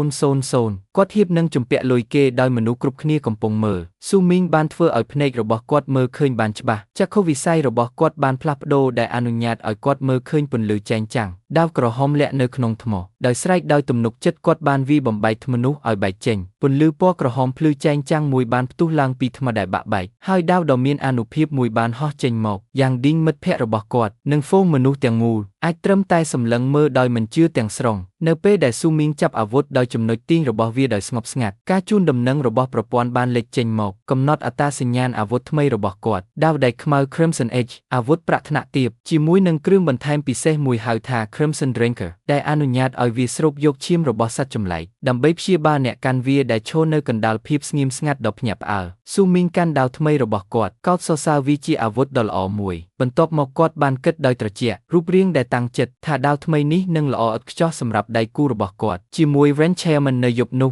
យ៉ាងទីងនិងមិត្តភ័ក្តិរបស់គាត់បានឈរស្ងៀមស្ងាត់ដោយភ្ញាក់ផ្អើលមិនអាចជឿបានស៊ូមីងបានទាញអាវុធថ្នាក់ប្រាក់ចេញពីថ្មស៊ូមីងកាន់ដាវបានកត់សម្គាល់ដោយចៃដន្យឲ្យថាវាមិនអាក្រក់ទេជាពិសេសសមត្ថភាពលួចជីវិតរបស់វាដោយកត់សម្គាល់ថាវានឹងលុបបំបាត់តម្រូវការរបស់គាត់សម្រាប់គ្រូព្យាបាលនៅក្នុងការសាកល្បងគុកគងឹតនាពេលខាងមុខបន្ទះប្រព័ន្ធបានបញ្ជាក់ថាអាវុធនេះគឺជាឋានៈប្រាក់ដាវដៃខ្មៅជាមួយនឹងការលួចជីវិតបូក10ពេលដែលយុវជនឌីងសម្លឹងមើលដោយភ័យស្លន់ស្លោស៊ូមីងចង្អុលកាំបិតមករកគាត់រំលឹកអ្នកធ្វើបាបថាការភ្នាល់គឺជាការភ្នាល់ហើយការ Advent ចំនួន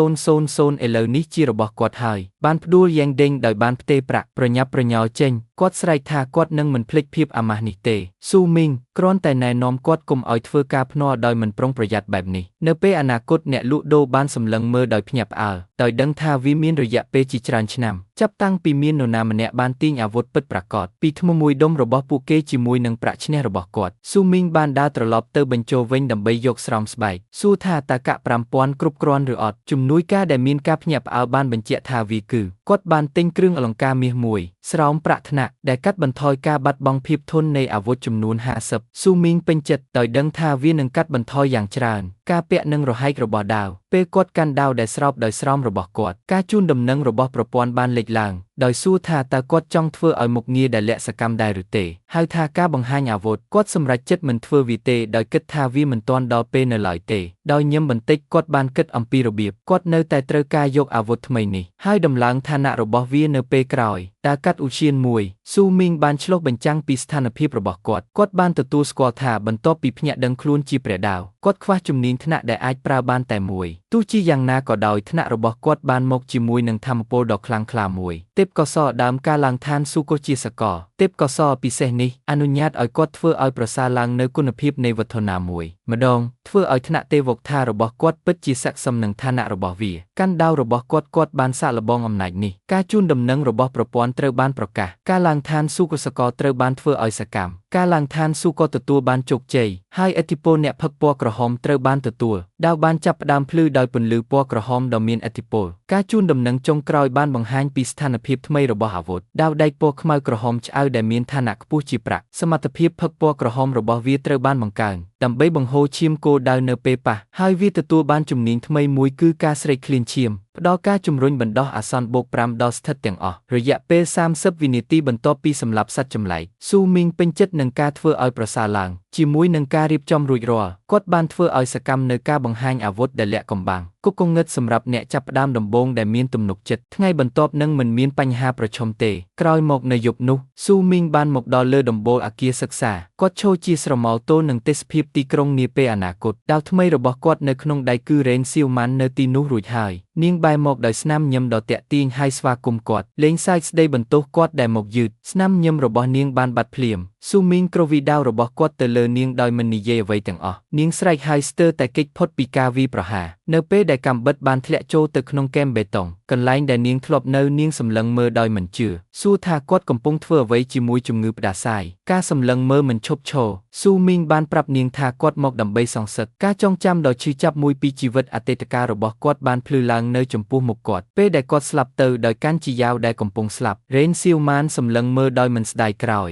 បុរសរ៉េនឆៅមានការងឿងឆ្ងល់និងខឹងសម្បារនាងបានសួរចង់ដឹងថាគាត់កំពុងនិយាយអំពីអ្វីរំលឹកគាត់ថានាងទើបតែទទួលយកការសារភាពរបស់គាត់នាងបានលើកទូរស័ព្ទរបស់នាងឡើងបង្ហាញប្រវត្តិសាស្ត្រកន្លែងដែលគាត់បានប្រាប់នាងថាគាត់ចូលចិត្តនាងហើយបានសុំនាងចេញក្រៅនាងស្រែកឡើងដោយការខកចិត្តដោយចង្អុលបង្ហាញថាគាត់ជាអ្នកដែលចង់ណាត់ជួបជាមួយនាងមិនអាចយល់បានទេហេតុអ្វីបានជាគាត់ព្យាយាមធ្វើបាបនាងឥឡូវនេះស៊ូមីងគ្រាន់តែឈរនៅទីនោះទឹកមុខរបស់គាត់រឹងរូសនិងស្ងាត់ស្ងៀមគាត់សម្លឹងមើលនាងដោយត្រជាក់ដោយដឹងច្បាស់ពីស្នាមញញឹមគាត់បានប្រាប់នាងថាខណៈពេលដែលនាងនិយាយត្រូវអំពីការសារភាពដែលបានកើតឡើងក្នុងជីវិតអតីតកាលចិត្តរបស់គាត់បានរសាត់ត្រឡប់ទៅគិតឡើងវិញអំពីទំនាក់ទំនងរបស់ពួកគេគាត់ចាំនាងថាជាក្មេងស្រីដែលមានប្រជាប្រិយភាពបំផុតនៅក្នុងសាលាខណៈពេលដែលគាត់គ្រាន់តែជាក្មេងកំព្រាឯកម្នាក់គាត់បានរំលឹកឡើងវិញនៅថ្ងៃបន្ទាប់ពីពិធីភ្ញាក់រលឹកដំបូងខកចិត្តដែលគាត់ត្រូវបាននាងចូលទៅចិត្តអ្នកណាដោយស្នាមញញឹមដ៏សប្បុរសបានសួរថាតើគាត់សុខសប្បាយជាទេចាប់ពីថ្ងៃនោះគាត់មានអារម្មណ៍ថាគាត់មានចិត្តស្រឡាញ់ពីនរណាម្នាក់នេះនាំឲ្យមានការសារភាពតាមសាររបស់គាត់ការណាត់ជួបស្នេហានិងភាពស្និទ្ធស្នាលរបស់ពួកគេ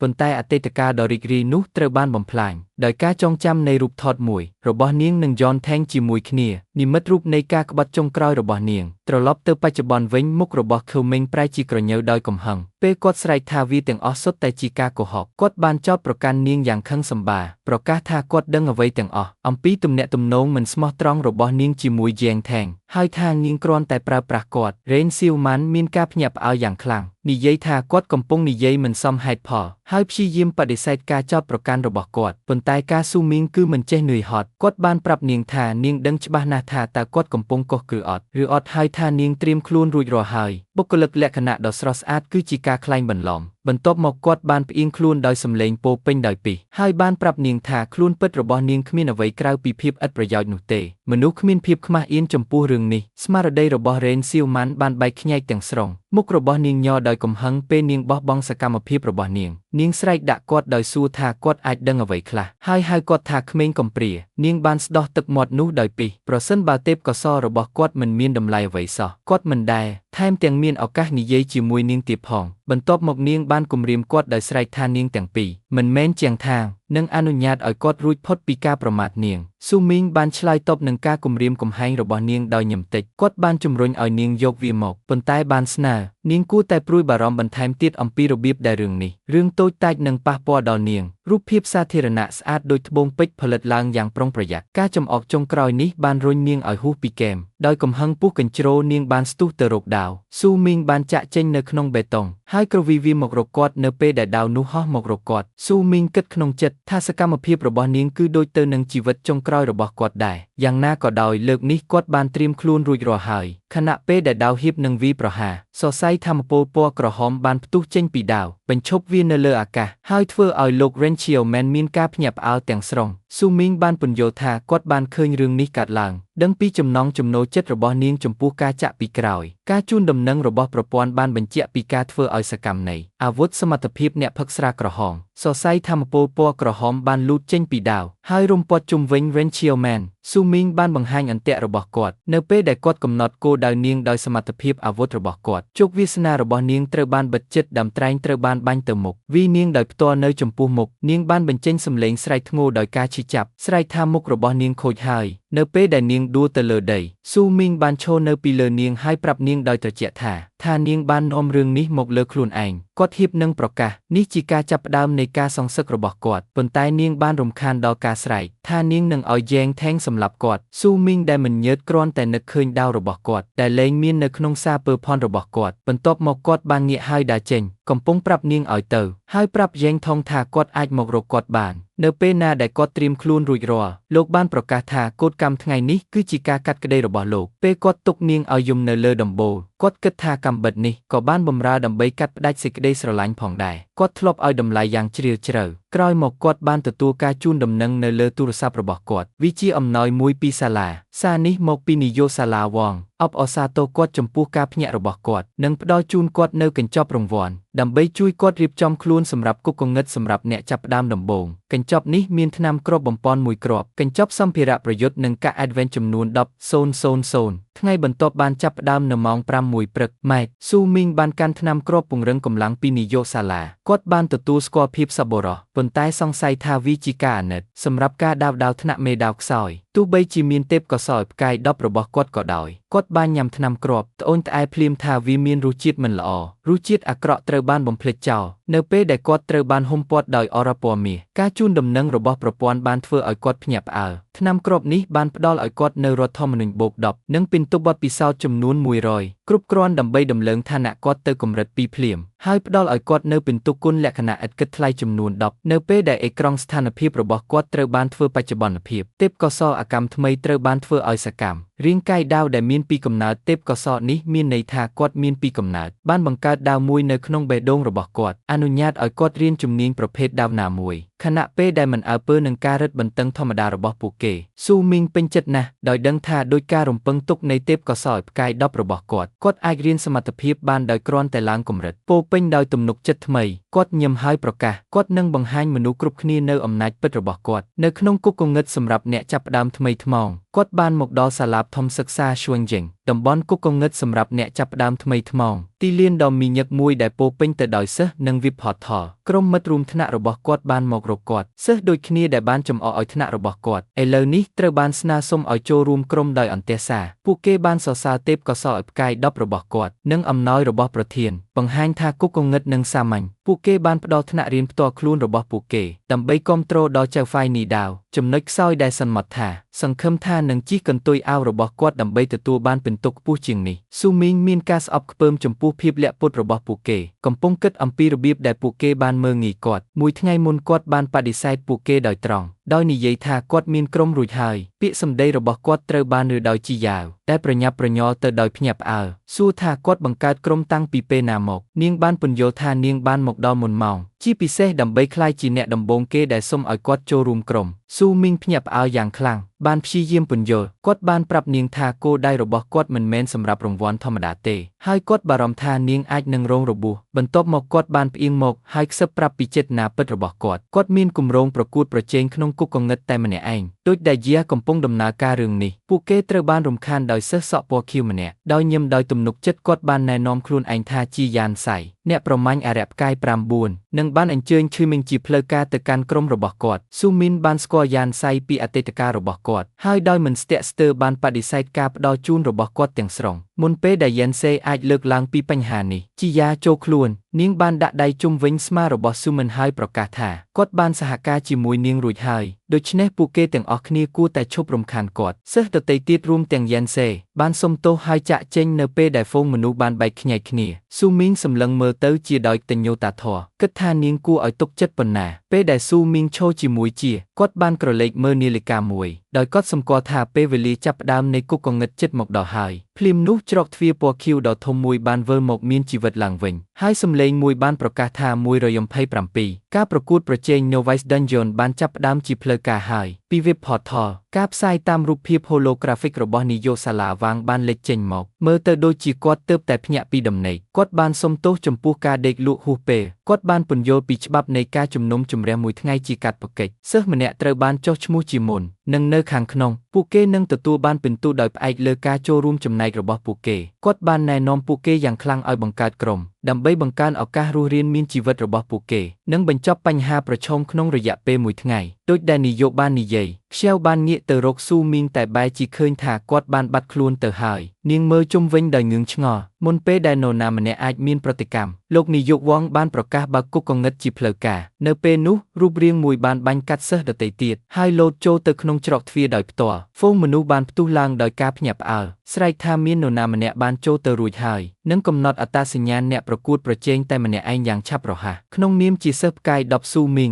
ពេលចូលទៅក្នុងគុកកងឹតស៊ូមីងមានអារម្មណ៍នឹករលឹកដល់ខ្លួនឯងគាត់ចាំពីរបៀបដែលក្នុងជីវិតដំបូងរបស់គាត់ទាំងភ័យខ្លាចនិងរំភើបសំឡេងដ៏ខ្លាំងមួយបានបន្លឺឡើងស្វាគមន៍អ្នកចំណូលថ្មីវាបានពន្យល់គុកកងឹតគឺជាកន្លែងនៃគ្រោះថ្នាក់និងឱកាសហើយដើម្បីចាក់ចេញពួកគេត្រូវការកម្ចាត់ចៅហ្វាយធម្មតាទោះយ៉ាងណាក៏ដោយវាក៏បានបង្ហើបពីវិធីសាស្ត្រដែលមានការលំបាកខ្ពស់ជាងនេះផងដែរសម្រាប់រង្វាន់កាន់តែច្រើនជាមួយនឹងរូបរាងដ៏ម៉ឺងម៉ាត់ខេមិញបានប្រកាសពីគោលដៅថ្មីរបស់គាត់ក្នុងជីវិតនេះគាត់នឹងជ្រើសរើសបញ្ហាប្រឈមដ៏លំបាកបំផុតហើយសម្រាប់ចៅហ្វាយលាក់ខ្លួនចុងក្រោយនៃគុកកងឹតគាត់បានរកឃើញខ្លួនឯងនៅក្នុងព្រៃដ៏ខៀវស្រងាត់ដែលមានពន្លឺព្រះច័ន្ទត្រូវបានកំណត់ដោយប្រព័ន្ធថាជាព្រៃ Raging Tide Forest តំបន់កម្រិតគាត់បានកត់សម្គាល់ឃើញផែនទីសម្រាប់គុកកងឹតសម្រាប់អ្នកចាប់ផ្ដើមដំបូងភ្លាមបានផ្លាស់ប្ដូរជារៀងរាល់ឆ្នាំធ្វើឲ្យទីតាំងនេះខុសពីជីវិតអតីតកាលរបស់គាត់ក៏ដឹងដែរថាចំណុចបង្កើតកូនគឺចៃដន្យសម្រាប់អ្នកប្រកួតប្រជែងម្នាក់មានន័យថាការរៀបចំផែនការផ្លូវត្រូវតែធ្វើឡើងភ្លាមនេះក៏មានន័យថាសត្វចម្លែកដែលគាត់នឹងជួបប្រទះនឹងខុសគ្នាបន្ថែមស្រទាប់មួយទៀតនៃភាពមិនអាចទីទុកជាមុនបាននៅពេលដែលស៊ូមីងចាប់ផ្ដើមរុករកគាត់បានជួបសត្រូវដ៏កាចសាហាវមួយយ៉ាងឆាប់រហ័សសត្វចម្លែកដើមឈើដ៏ធំសម្បើមមួយដែលមានវិញ្ញាណជាមួយនឹងក្បាលភ្លើងឆេះសន្ធោសន្ធៅនឹងការគំរាមកំហែងមុខឆ្លាក់គាត់បានដឹងពីជីវិតអតីតកាលរបស់គាត់ថាសត្វចម្លែកនេះខណៈពេលដែល Immobile នឹងប្រាវលរបស់វាដើម្បីអូសគោលដៅរបស់វាចូលទៅក្នុងមាត់ដ៏ក្តៅគុករបស់វា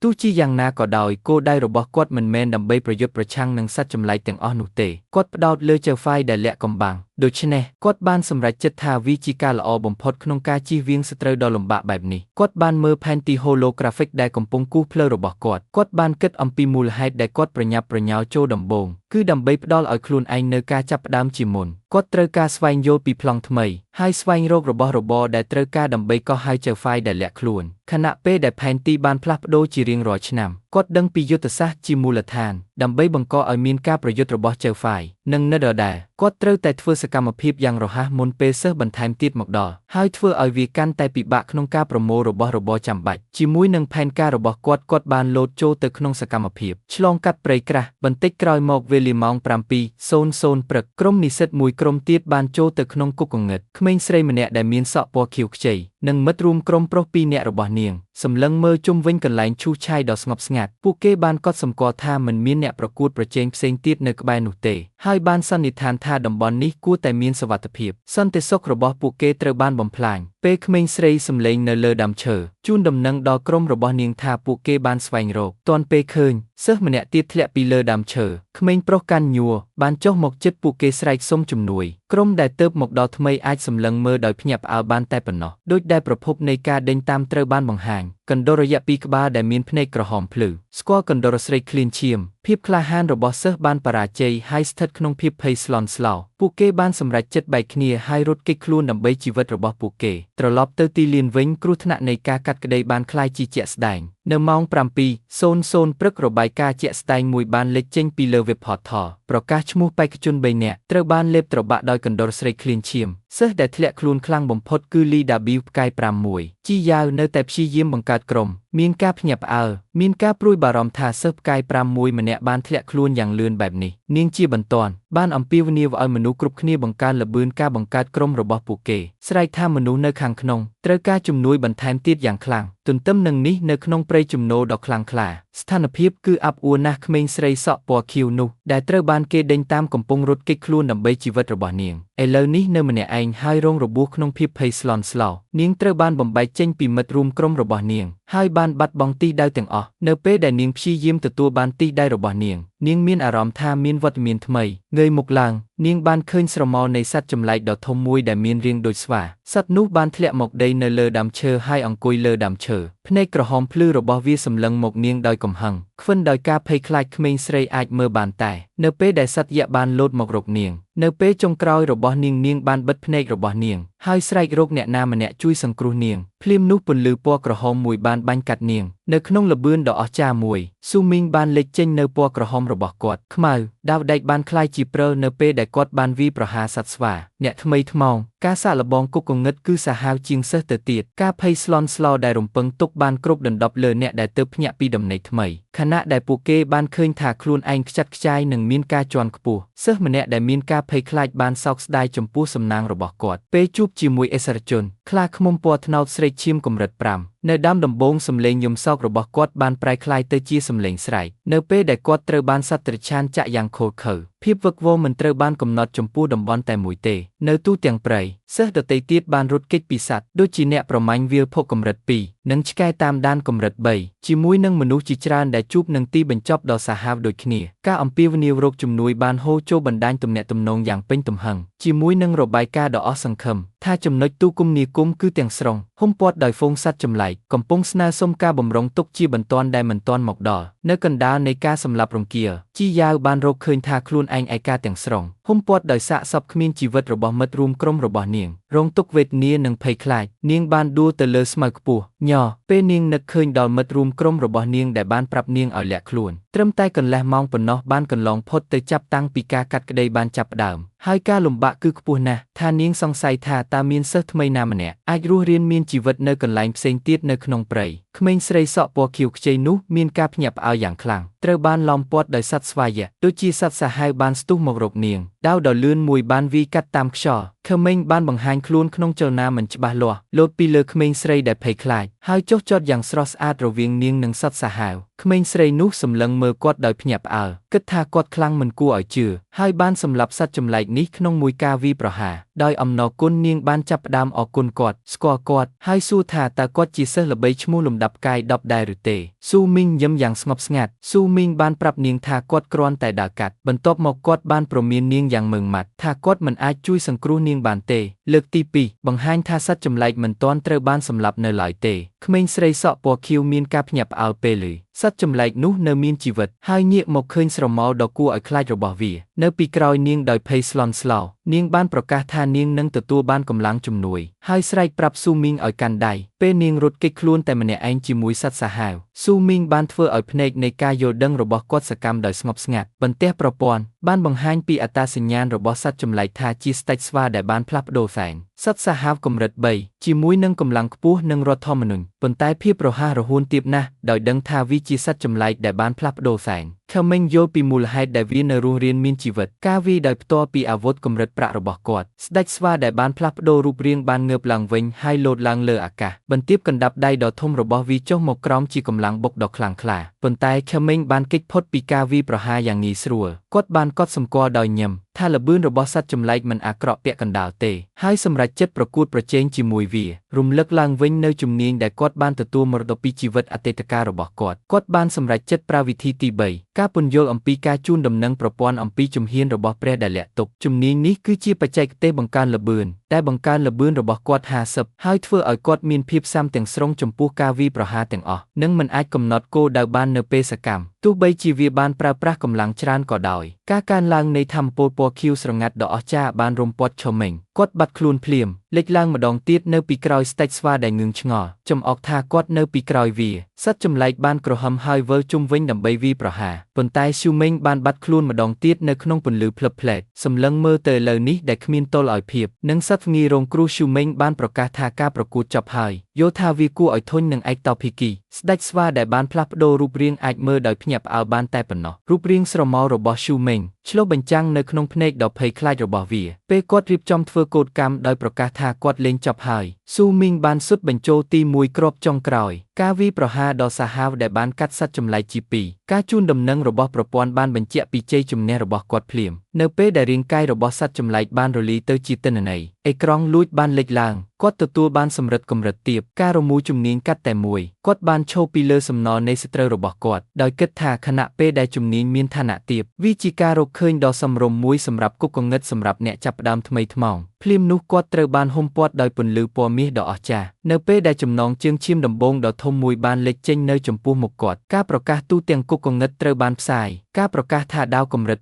2មេបានបញ្ចប់ការសម្លាប់លើកដំបូងនៃតំណែងជើងឯក Web Forest ឈ្នះពានរង្វាន់ Blood លើកដំបូងនៅទូទាំងគុកគងឹតសិស្សដែលកំពុងតស៊ូមានការភ្ញាក់ផ្អើលយ៉ាងខ្លាំងទទួលបានការជូនដំណឹងជារង្វាន់អ្នកលេងម្នាក់ត្រូវបានផ្ដល់ជាថ្នាំព្យាបាលតូចមួយក្មេងស្រីរងរបួសម្នាក់កាន់ថ្នាំញៀនដែលលេចឡើងនៅក្នុងដៃរបស់នាងសិស្សចាប់ផ្ដើមស្មានដោយដកដង្ហើមធំដោយធូរស្រាលអំពីចៅហ្វាយនីដាវអាត់កំបាំង ដោយមានការទីភ្លាមមួយចំនួនវាគឺជាសិស្សលំដាប់ផ្កាយ10ស៊ូមីងអ្នកផ្សេងទៀតបានអះអាងថាវាអាចជាមេដាវផ្សេងប៉ុន្តែពួកគេទាំងអស់គ្នាយល់ស្របថាសមិទ្ធផលនេះបានផ្ដល់ក្តីសង្ឃឹមដល់ពួកគេថាគុកកងឹតអាចសម្អាតបានត្រឡប់ទៅកន្លែងសម្អាតវិញស៊ូមីងភ័យស្លន់ស្លោគាត់ភ្លេចទាំងស្រុងអំពីសាធារណជនប្រព័ន្ធចំណងជើងដោយដឹងថាវាអាចបង្ហាញពីកម្លាំងពិតរបស់គាត់បានសម្រេចចិត្តប្រុងប្រយ័ត្នជាងមុនមានគម្រោងប្រើជំនាញលាក់បាំងទាំងស្រុងរបស់គាត់ដើម្បីលាក់សមិទ្ធផលនាពេលអនាគតរបស់គាត់ក៏មានការភ្ញាក់ផ្អើលដែរថាបន្ទាប់ពីកន្លះម៉ោងគាត់គឺជាមនុស្សដំបូងគេដែលបានសម្លាប់សត្វចម្លែកតែមួយក្បាល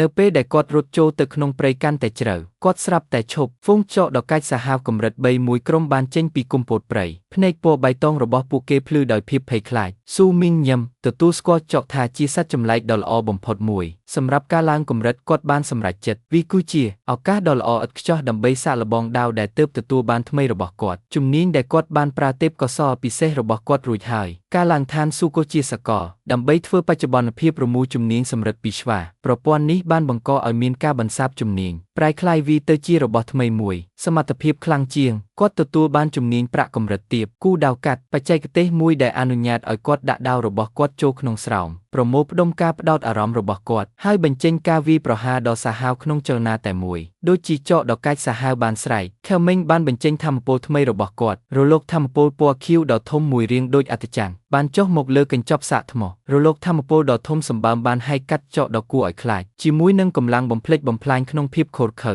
ការបង្ហាញដ៏បង្ហូរឈាមការកាត់ដាវរបស់ស៊ូមីងកាត់ក្បាលនិងហាន់ជាចំណិតពេញកញ្ចប់ធ្វើឲ្យគាត់ទទួលបានពិន្ទុបទពិសោធន៍ជាបន្តបន្ទាប់ជាមួយនឹងការសម្លាប់នីមួយមុនម៉ោង 9:00 ព្រឹកគាត់ឈរតែម្នាក់ឯងនៅក្នុងការឈូសឆាយដ៏ស្ងប់ស្ងាត់ឥឡូវនេះដីពោពេញទៅដោយសំណល់នៃសត្រូវរបស់គាត់ដោយស្នាមញញឹមពេញចិត្តគាត់បានមើលការជូនដំណឹងរបស់ប្រព័ន្ធបញ្ជាក់ថាគាត់បានឈានដល់កម្រិត 9 និងទទួលបានងារជារឿងព្រេងនិទានរបស់ចុកឃ្លៀនគាត់បានទទួលស្គាល់ថាយុទ្ធសាស្ត្ររបស់គាត់ក្នុងការប្រើប្រាស់ចម្ងាយឆ្ងាយសញ្ញាកាត់រចនាប័ទ្មអេកូគឺជាវិធីដ៏មានប្រសិទ្ធភាពបំផុតក្នុងការដាំដុះកម្រិតទាបទាំងនេះសត្វចម្លែកគាត់បានបង្ហាញពីបច្ចេកទេសម្ដងទៀតដាក់ដាវរបស់គាត់ចូលក្នុងស្រោមហើយផ្ដោតចេតនារបស់គាត់បានប្រមូលផ្ដុំថាមពលដែលចាក់សោទៅលើគោលដៅបន្ទាប់របស់គាត់ហើយជាមួយនឹងរូបរាងដ៏ម៉ឺងម៉ាត់បានបញ្ចេញរលកដ៏ខ្លាំងក្លាមួយទៀតរលកថាមពលដ៏ធំទី2បានចុះមកត្រៀមខ្លួនរួចជាស្រេចដើម្បីកម្ចាត់ក្រុមចកមួយក្រុមទៀតទោះជាយ៉ាងណាក៏ដោយលើកនេះការវាយប្រហាររបស់គាត់ត្រូវបានជួបប្រទះនឹងការតស៊ូដែលមិននឹកស្មានដល់ធ្វើឲ្យស៊ូមីងភ្ញាក់ផ្អើលការវាយដ៏ខ្លាំងរបស់គាត់ត្រូវបានបង្វែរភ្លាមនៅក្នុងផ្សែងនឹងភ្លើងឆេះតួលេខថ្មីមួយដែលធំជាងនេះទៅទៀតបានលេចចេញពីភាពវឹកវរវាជារឿងដ៏ធំមួយសត្វចកជើងពីរដែលមានភ្នែកក្រហមភ្លឺកំណត់អត្តសញ្ញាណដោយប្រព័ន្ធថាជា Wolf King កម្រិត10មេដឹកនាំសម្លឹងមើលគាត់ដោយចិត្តអាក្រក់សុទ្ធសាធខណៈពេលដែលឈើមេងកំពុងឡើងកម្រិតយ៉ាងលឿនគួរឲ្យភ្ញាក់ផ្អើលសិស្សដទៃទៀតទើបតែចាប់ផ្ដើមរៀបចំនៅម៉ោង 8:00 ព្រឹក1ម៉ោងបន្ទាប់ពីគុកកងឹតបានបើកក្រុមនានាបានចាប់ផ្ដើមបង្កើតនិងចូលទៅក្នុងវិបត្តិថតាំងចិត្តថានឹងតស៊ូវិញសំឡេងស្រែកតបវិញបានបន្លឺឡើងដូចជាគណបកដែលទើបបង្កើតថ្មីគាំទ្រដោយកម្លាំងចលករចម្បងរបស់សិស្សបានចាប់ផ្ដើមរុញច្រានប្រឆាំងនឹងហ្វូងសត្វចម្លែកក្រុមមួយបែបនេះបានរកឃើញថាខ្លួនឯងស្ថិតនៅក្នុងសមរភូមិដ៏អស់សង្ឃឹមមួយសិស្សសក់ពណ៌ខៀវម្នាក់បានលោតទៅមុខកាត់តាមរយៈការដ៏ធំមួយកណ្ដុរដែលផ្លាស់ប្ដូររូបរាងដូចសត្វចម្លែកដើម្បីជួយសង្គ្រោះមិត្តរួមក្រុមដែលដួលរបស់វាគាត់និងដៃគូរបស់គាត់បានសម្លឹងមើលដោយការភ្ញាក់ផ្អើលនិងធូរស្រាលនៅពេលដែលពួកគេត្រូវបានជន់លិចដោយពិន្ទុបទពិសោធន៍ពីការសម្លាប់ការជូនដំណឹងរបស់ប្រព័ន្ធមួយត្រូវបានបញ្ជាក់ពួកគេបានកម្ចាត់កណ្ដុរវាលដែលមានការផ្លាស់ប្ដូរសែងក្រុមនេះបានអបអរសាទរជ័យជំនះរបស់ពួកគេពោពេញដោយក្តីសង្ឃឹមឡើងវិញពួកគេមានអារម្មណ៍ថានៅពេលដែលកម្លាំងសំខាន់មកដល់និងជំនួយពីអស្ត្រាបុរាណពួកគេពិតជាអាចឈ្នះបានសិស្សម្នាក់ថែមទាំងយំដោយក្តីរីករាយទៀតផងនៅពេលដែលគាត់បានឡើងកម្រិតចុងក្រោយពិធីអបអរសាទររបស់ពួកគេត្រូវបានកាត់បន្ថយដោយពិធីថ្មីមួយការប្រកាសដ៏គួរឲ្យភ្ញាក់ផ្អើលទូទាំងគុកកងឹតការផ្សាយតាមប្រព័ន្ធមួយបានប្រកាសថាមួយទៀតចំណងជើងឈាមដំបូងត្រូវបានទាមទារលើកនេះសម្រាប់សម្លាប់បិសាចមេដឹកនាំព័ត៌មានលម្អិតនៃការប្រកាសធ្វើឲ្យសិស្សទាំងអស់នៅក្នុងគុកកងឹតភ្ញាក់ផ្អើលកីឡាករដែលសម្រេចបាននូវស្នាដៃដ៏អស្ចារ្យនេះជាអ្នកនេសាទកម្រិត 9 រង្វាន់គឺជាចំណងជើងអ្នកដឹកនាំនៃអ្នកដឹកនាំ សំឡេងខ្សឹបខ្សៀវនៃការមិនជឿបានរីករាលដាលដូចភ្លើងឆេះព្រៃពួកគេបានសួរថាតើអ្នកលេងដែលមិនប្រយុទ្ធអាជីពរបៀបរស់នៅដូចជាអ្នកនេសាទអាចខ្លាំងបានទុកឲ្យតែបានឈានដល់កម្រិត9រួចហើយឈុតឆាកនេះរំលឹកឡើងវិញ10នាទីដើម្បីបង្ហាញអត្តសញ្ញាណរបស់អ្នកនេសាទអាថ៌កំបាំងវាគឺជាខមេញដែលបានប្រើការលាក់បាំងទាំងស្រុងរបស់គាត់ជំនាញដើម្បីបិទបាំងថ្នាក់របស់គាត់មុនពេលប្រយុទ្ធជាមួយមេដឹកនាំខ្ចោបសមរភូមិនេះមានសភាពខ្លាំងក្លាការវាយប្រហារដ៏ខ្លាំងក្លារបស់ស៊ូមិនបានទៅលើ Wolf King ប៉ុន្តែសត្វនេះមានភាពរហ័សរហួនមិនគួរឲ្យជឿគេចផុតពីកម្លាំងវាយប្រហារទាំងស្រុងទោះបីជាគេចផុតពីការវាយប្រហារក៏ដោយក៏ការវាយប្រហារនៅតែកើតឡើងដដែលបន្សល់ទុកស្នាមព្រះឈាមនិងការបំផ្លាញរបាសុខភាពរបស់សត្វចម្លែកដោយមិនមានការរារាំងស៊ូមីងលោតឡើងលើអាកាសដោយល្បឿនលឿនមិនគួរឲ្យជឿគាត់បានចំអកសត្វសាហាវការប្រកាសថាគូប្រជែងរបស់គាត់មិនមែនគ្រាន់តែជាសិស្សធម្មតាទេប៉ុន្តែជាអ្នកចាប់កំណើតឡើងវិញនៅពេលដែលគាត់បានយកដាវរបស់គាត់ចុះមកក្នុងការវាយប្រហារចុងក្រោយការជូនដំណឹងរបស់ប្រព័ន្ធបានបញ្ជាក់ពីជ័យជំនះរបស់គា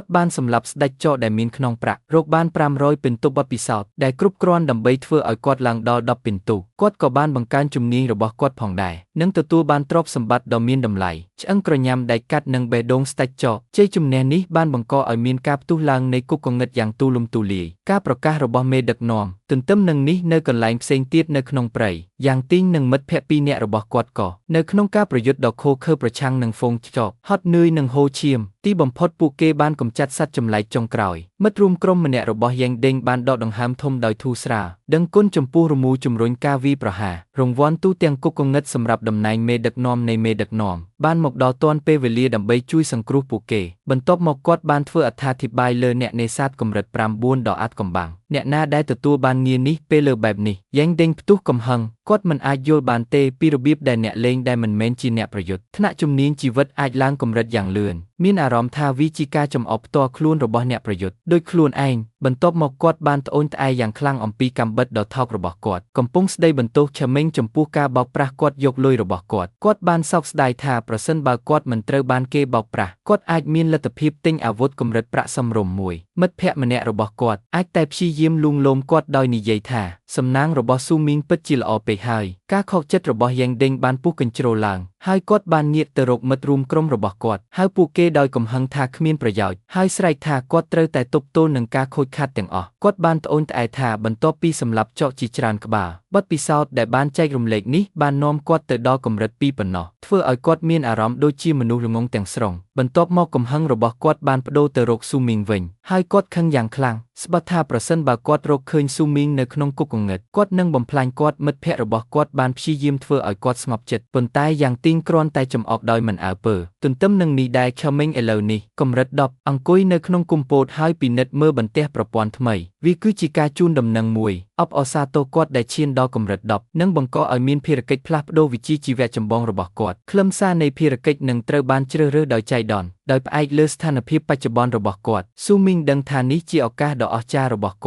ត់បានរំលឹកពីជីវិតអតីតកាលរបស់គាត់កន្លែងដែលគាត់ទើបតែឈានដល់កម្រិត10បន្ទាប់ពីចាក់ចេញពីគុកគងឹតសម្រាប់អ្នកចាប់ផ្ដើមថ្មីថ្មោងដោយសារតែរឿងនេះដំណើរស្វែងរកការផ្លាស់ប្ដូរថ្នាក់ដែលបង្កើតដោយចៃដន្យរបស់គាត់ត្រូវបានផ្គូផ្គងទៅនឹងគុកគងឹតកម្រិតខ្ពស់ជាងនេះគាត់មិនអាចបំពេញបានទេគាត់ត្រូវបានបង្ខំឲ្យកិនដល់កម្រិត15មុនពេលគាត់អាចសាកល្បងវាកាត់បន្ថយតម្លៃនៃរង្វាន់យ៉ាងសំខាន់ជាមួយនឹងទឹកមុខនៃការតាំងចិត្តយ៉ាងមុតមមគាត់បានគិតអំពីរបៀបដែលជីវិតនេះខុសគ្នាទាំងស្រុងដោយឈានដល់កម្រិត10ខណៈពេលដែលនៅតែស្ថិតនៅក្នុងគុកគងឹតសម្រាប់អ្នកចាប់ផ្ដើមថ្មីថ្មោងដំណើរស្វែងរករបស់គាត់នឹងត្រូវបានរៀបចំឡើងស្របតាមទីតាំងបច្ចុប្បន្នរបស់គាត់ដោយដែលគាត់បានទីទុកការជូនដំណឹងថ្មីមួយបានផ្ដល់ឲ្យគាត់នៅភារកិច្ចរបស់គាត់សម្រាប់អ្នកការពាររូងភ្នំថ្មក្រហមសត្វចម្លែកវោជន់នៅក្នុងព្រៃថៃដ៏កាចសាហាវគាត់ញឹមដោយដឹងថារឿងនេះធ្វើឲ្យអ្វីកាន់តែងាយស្រួលដោយញឹមដោយទំនុកចិត្តឆមេងបានប្រកាសភារកិច្ចផ្លាស់ប្ដូរថ្នាក់ដំបូងរបស់គាត់គឺជាក់ស្ដែងបានបញ្ចប់រួចហើយគាត់បានសម្រេចចិត្តបន្ថែមចំណុចគុណលក្ខណៈថ្មីទាំងអស់របស់គាត់ចូលទៅក្នុងស្ថានភាពរហ័សរហួនរបស់គាត់ដរាបណាគាត់បានធ្វើបន្ទះប្រព័ន្ធមួយផ្សេងទៀតបានលេចចេញមកជាមួយនឹងរង្វាន់ដ៏គួរឲ្យភ្ញាក់ផ្អើលមួយគាត់បានអបអរសាទរគាត់ចំពោះការបែកបាក់កម្រិត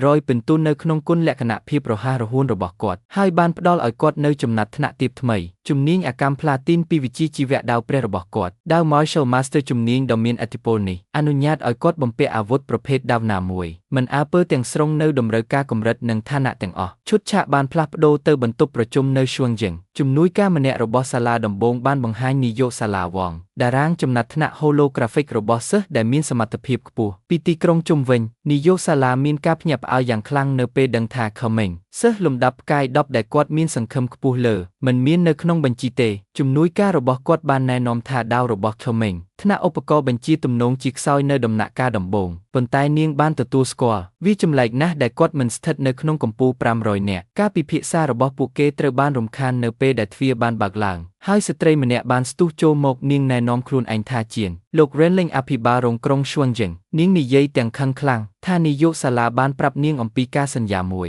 សិស្សផ្កាយ10ប៉ុន្តែទិន្នន័យបានបង្ហាញថាគាត់មិនមាននៅលើតារាងពិន្ទុទេនាយកសាលាវាងបានព្យាយាមពន្យល់ប៉ុន្តែអនុប្រធានក្រុងបានចោទប្រកាន់គាត់ថាបានកុហកចំណុចខ្លាំងរបស់ខឺមេងដើម្បីទទួលបានថូខិនគុណវុឌ្ឍបន្ថែមទៀតសម្រាប់ក្រុមប្រឹក្សា Heavenly Tower ដ៏មានកិត្យានុភាពនាងបានចង្អុលបង្ហាញថាដោយផ្អែកលើទិន្នន័យបច្ចុប្បន្នមានតែយ៉ែនសិននិងយ៉ែងថេងប៉ុណ្ណោះពីសាលារបស់គាត់បានបង្ហាញពីសក្តានុពលពិតប្រាកដដោយសារតែការបង្ហាញមិនល្អនេះនាងកំពុងកាត់បន្ថយសញ្ញាសម្គាល់គុណវុឌ្ឍរបស់សាលាពី3ចុះមកត្រឹម2ប៉ុណ្ណោះគាត់បានព្រមានគាត់ថាប្រសិនបើសាលានេះជាប់ចំណាត់ថ្នាក់នៅខាងក្រោមបំផុតម្ដងទៀតនៅឆ្នាំនេះពួកគេនឹងមិនទទួលបានថូខិនអ្វីទាំងអស់នៅឆ្នាំក្រោយហើយបន្ទាប់មកនាងបានស្ទុះចេញទៅខាងឆ្វេងដោយភ្ញាក់ផ្អើលលោកវងនាយកសាលាបានកាន់ថូខិន2ដោយមានចិត្តធ្ងន់គាត់បានស្គាល់ក្រុមប្រឹក្សាប៉មស៊ូគឺជាឱកាសដ៏សំខាន់មួយសម្រាប់សិស្សរបស់គាត់ហើយបានពឹងផ្អែកលើស៊ូមីងដើម្បីធានាកន្លែងបន្ថែមដល់ពួកគេមិនបាត់បង់មួយគាត់អាចត្រឹមតែសង្ឃឹមថាស៊ូមីងនឹងខិតខំប្រឹងប្រែងឲ្យអស់ពីសមត្ថភាព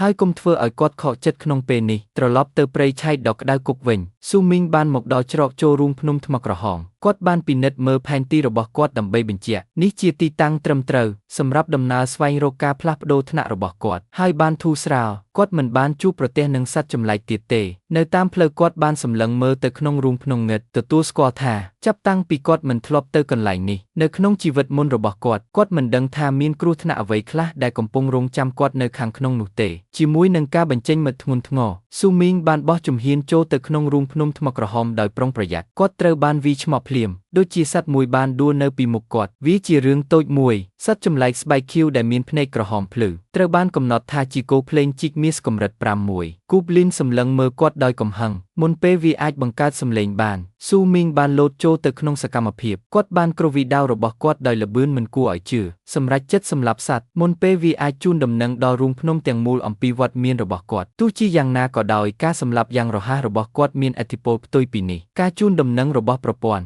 បានប្រាប់គាត់ថាគាត់បានបង្កឲ្យមានខ្មោចព្រាយបិសាចនោះការយល់ដឹងអំពីរូងភ្នំនឹងបានធ្វើឲ្យរបៀបគោភ្លេងពិសេសមួយសកម្មស៊ូមីងភ្ញាក់ផ្អើលយ៉ាងខ្លាំងចំពោះរឿងនេះគាត់តានតឹងឡើងដោយដឹងខ្លួនដោយទឹកមុខស្រពោនថាភារកិច្ចផ្លាស់ប្ដូរថ្នាក់របស់គាត់នឹងមិនសាមញ្ញដូចដែលគាត់បានស្រមៃនោះទេពីភាពងឹតហ្វូងមនុស្សគូបលីនដ៏ធំមួយបានលេចចេញមកភ្នែកក្រហមរបស់ពួកគេភ្លឺដោយភាពភ័យខ្លាចនៅពេលដែលពួកគេបានស្ទុះមករកគាត់ប្រព័ន្ធនេះបានបញ្ជាក់ពីការភ័យខ្លាចរបស់គាត់ប្រកាសថាគូបលីនទាំងអស់នៅខាងក្នុងរូងភ្នំថ្មក្រហមឥឡូវនេះនឹងចាប់ផ្ដើមការវាយប្រហារជាបន្តបន្ទាប់លើគាត់បន្ទះដាច់ដោយឡែកមួយបានពន្យល់ថារបៀបគោភ្លេងគឺជាស្ថានភាពនៃអាកប្បកិរិយាដូចជាខ្ជិលច្រអូសភាពខ្ជិលច្រអូសឬភាពលោភលន់ត្រូវបានបង្ខំឲ្យចូលទៅក្នុងសមរភូមិដ៏អស់សង្ឃឹមស៊ូមីងចាប់ផ្ដើមកាត់ផ្លូវឆ្លងកាត់ហ្វូងសត្វគាត់ដឹងរឿងនោះខណៈពេលដែលគូបលីននីមួយមិនមានកម្រិតខ្ពស់ទេចំនួនដ៏ច្រើនសន្ធឹកសន្ធាប់របស់ពួកគេគឺជាការគំរាមកំហែងធ្ងន់ធ្ងរមួយនៅពេលដែលគាត់ដកថយកាន់តែជ្រៅទៅក្នុងរូងភ្នំគាត់ចាប់ផ្ដើមព្រួយបារម្ភថាតើភាពធន់នៃអាវុធរបស់គាត់អាចទប់ទល់នឹងការប្រយុទ្ធដ៏យូរបែបនេះនៅពេលដែលស៊ូមីងបានប្រយុទ្ធប្រឆាំងនឹងក្រុមគោភ្លេងភ្លាមនោះគាត់បានកត់សម្គាល់ឃើញការគំរាមកំហែងដ៏ធំមួយលេចឡើងនៅក្នុងភាពងឹតដ៏ធំសម្បើមគូភ្លេងលំដាប់ខ្ពស់បានលើកអាវុធដ៏ធំមួយដែលភ្លឺចែងចាំងសត្វចម្លែកដ៏ធំបានលោតឡើងហើយបានទម្លាក់អាវុធរបស់វាចុះដោយការវាយដ៏ខ្លាំងក្លាទោះជាយ៉ាងណាក៏ដោយបង្ខំឲ្យស៊ូមីងគេចវេសការវាយប្រហារនេះគឺជាអន្ទាក់សម្របសម្រួលមួយខណៈដែលស៊ូមីងកំពុងហោះហើរអ្នកបាញ់ធ្នូគោភ្លេងបានតម្រង់គោលដៅពីស្រមោលព្រួយមួយគ្រាប់បានធ្លាក់មកលើគាត់ហើយមនុស្សជាច្រើនបានរកឃើញម៉ាករបស់ពួកគេធ្វើ ធ្វើឲ្យគាត់រងរបួសពេលគាត់ចុះចតគាត់បានទទួលស្គាល់ថាពួកគូប្លីនទាំងនោះឆ្លាតវៃគួរឲ្យភ្ញាក់ផ្អើលដោយដឹងវាយប្រហារគាត់នៅពេលងាយរងគ្រោះបំផុតរបស់គាត់ការវាយប្រហារគឺគ្មានទីបញ្ចប់ពេលដែលគាត់ចុះចតគូប្លីនពីរទៀតដែលកាន់ដាវបានចុះមករកគាត់ពីខាងលើគាត់បានគ្រប់គ្រងដើម្បីរារាំងការវាយប្រហាររបស់ពួកគេប៉ុន្តែសម្ពាធឥតឈប់ឈរកំពុងធ្វើឲ្យប៉ះពាល់ដល់គាត់បានដឹងថាម៉ាណារបស់គាត់កំពុងអស់លឿនពេកហើយគាត់មិនអាចមានលទ្ធភាពបន្តប្រើប្រាស់អំណាចរបស់គាត់បានទេជំនាញជំហានស្រមោលដល់ទេវភាពយូរជាងមុនឥឡូវនេះត្រូវបានហ៊ុមព័ទ្ធដោយ Goblin និងឥស្សរជនដ៏គួរឲ្យខ្លាចរបស់ពួកគេមេដឹកនាំឈើមេងបានយល់ពីការលំបាកនៃស្ថានភាពសម្រាប់អ្នកលេងដែលខ្វះជំនាញដំបូងដ៏មានឥទ្ធិពលការប្រយុទ្ធជាមួយពួកគេដោយផ្ទាល់នឹងពិបាកខ្លាំងណាស់ស្នាមញឹមដ៏ជឿជាក់មួយបានលេចចេញមកដោយសារគាត់បានសម្រេចចិត្តថាប្រសិនបើវិធីសាស្ត្រដោយផ្ទាល់មិនដំណើរការគាត់ត្រូវតែមានភាពបត់បែនជាងមុនការអនុវត្តផែនការថ្មីរបស់គាត់បានលោតចេញដោយប្រើជញ្ជាំងរូងភ្នំដើម្បីរុញខ្លួនគាត់ឲ្យនៅឆ្ងាយពីដៃរបស់ហ្វូងមនុស្សប្រកាសថាគាត់នឹងគេចវិសមុនគេដោយសារការគោរពពួក Goblin មានការងឿងឆ្ងល់ចំពោះការដកថយភ្លាមរបស់គាត់ឥឡូវនេះលាក់ខ្លួននៅពីក្រោយផ្ទាំងថ្មធំមួយស៊ូមីងបានមើលសត្វចម្លែកដែលកំពុងស្វែងរកជាមួយនឹងស្នាមញឹមដ៏ប៉ិនប្រសប់ដែលត្រៀមរួចជាស្រេចដើម្បីលោតអន្ទាក់របស់គាត់ពីកន្លែងលាក់ខ្លួនរបស់គាត់ឈើមេងបានលោតអន្ទាក់របស់គាត់លេចឡើងម្ដងទៀតនៅលើជណ្ដើរខ្ពស់មួយពីលើពួក Goblin គាត់បានប្រកាសថាគាត់មានអំណោយសម្រាប់ពួកគេនៅពេលដែលគាត់បានបញ្ចេញថាមពលដ៏ធំមួយចេញពីដាវរបស់គាត់រលកថាមពលដ៏ខ្លាំងក្លាបានហែកកាត់ហ្វូងមនុស្សកាត់ Goblin តូចជាដុំដោយញឹមដោយទំនុកចិត្តឈើមេងដឹងថាផែនការរបស់គាត់ដំណើរការដោយធានាសុវត្ថិភាពដីខ្ពស់គាត់អាចប្រើប្រាស់អត្ថប្រយោជន៍ចម្ងាយឆ្ងាយនៃដាវរបស់គាត់គូស្នាមកាត់ដើម្បីកំទេចសត្រូវរបស់គាត់បានបន្តការវាយប្រហាររបស់គាត់បាញ់សញ្ញាមួយទៀតដែលលុបបំបាត់អ្វីដែលនៅសល់ Goblin តូចបានចុះចតយ៉ាងស្រស់ស្អាតកណ្ដាលការសម្លាប់រង្គាលសមរភូមិឥឡូវនេះស្ងាត់ឈឹងមេដឹកនាំគូភ្លេងជាន់ខ្ពស់ជាអ្នករស់រានមានជីវិតតែម្នាក់គត់សម្លឹងមើលដោយមិនជឿនៅពេលដែលកងទ័ពរបស់ខ្លួនត្រូវបានកម្ចាត់ចោលក្នុងមួយរំពេចស៊ូមីងបានដើរទៅរកសត្វចម្លែកដែលរងរបួសដោយស្ងប់ស្ងាត់តែកម្រិតសុខភាពរបស់គាត់ទាបខ្លាំងហើយបានជូនដំណឹងថាវានៅសល់តែម្នាក់គត់ដោយមិនដឹងខ្លួនសមរភូមិរបស់គាត់មិនត្រូវបានមើលរំលងឡើយនៅខាងក្រៅច្រកចូលរូងភ្នំមិត្តភក្តិម្នាក់របស់យ៉ាងដេងកំពុងលាក់ខ្លួននៅក្នុងស្មៅខ្ពស់គាត់បានរាយការណ៍ទៅមេដឹកនាំរបស់គាត់ថាគាត់បានឬការប្រយុទ្ធគ្នានៅខាងក្នុងរូងភ្នំយ៉ាងទីងបានបដិសេធវាថាជារឿងគួរឲ្យអស់សំណើចសួរថាអ្នកណានឹងល្ងងគ្រប់គ្រាន់ដើម្បីប្រកួតប្រជែងតំបន់កម្រិត7ឆាប់ណាស់ប៉ុន្តែមិត្តរបស់គាត់ទូចលើអ្វីដែលគាត់បានឬ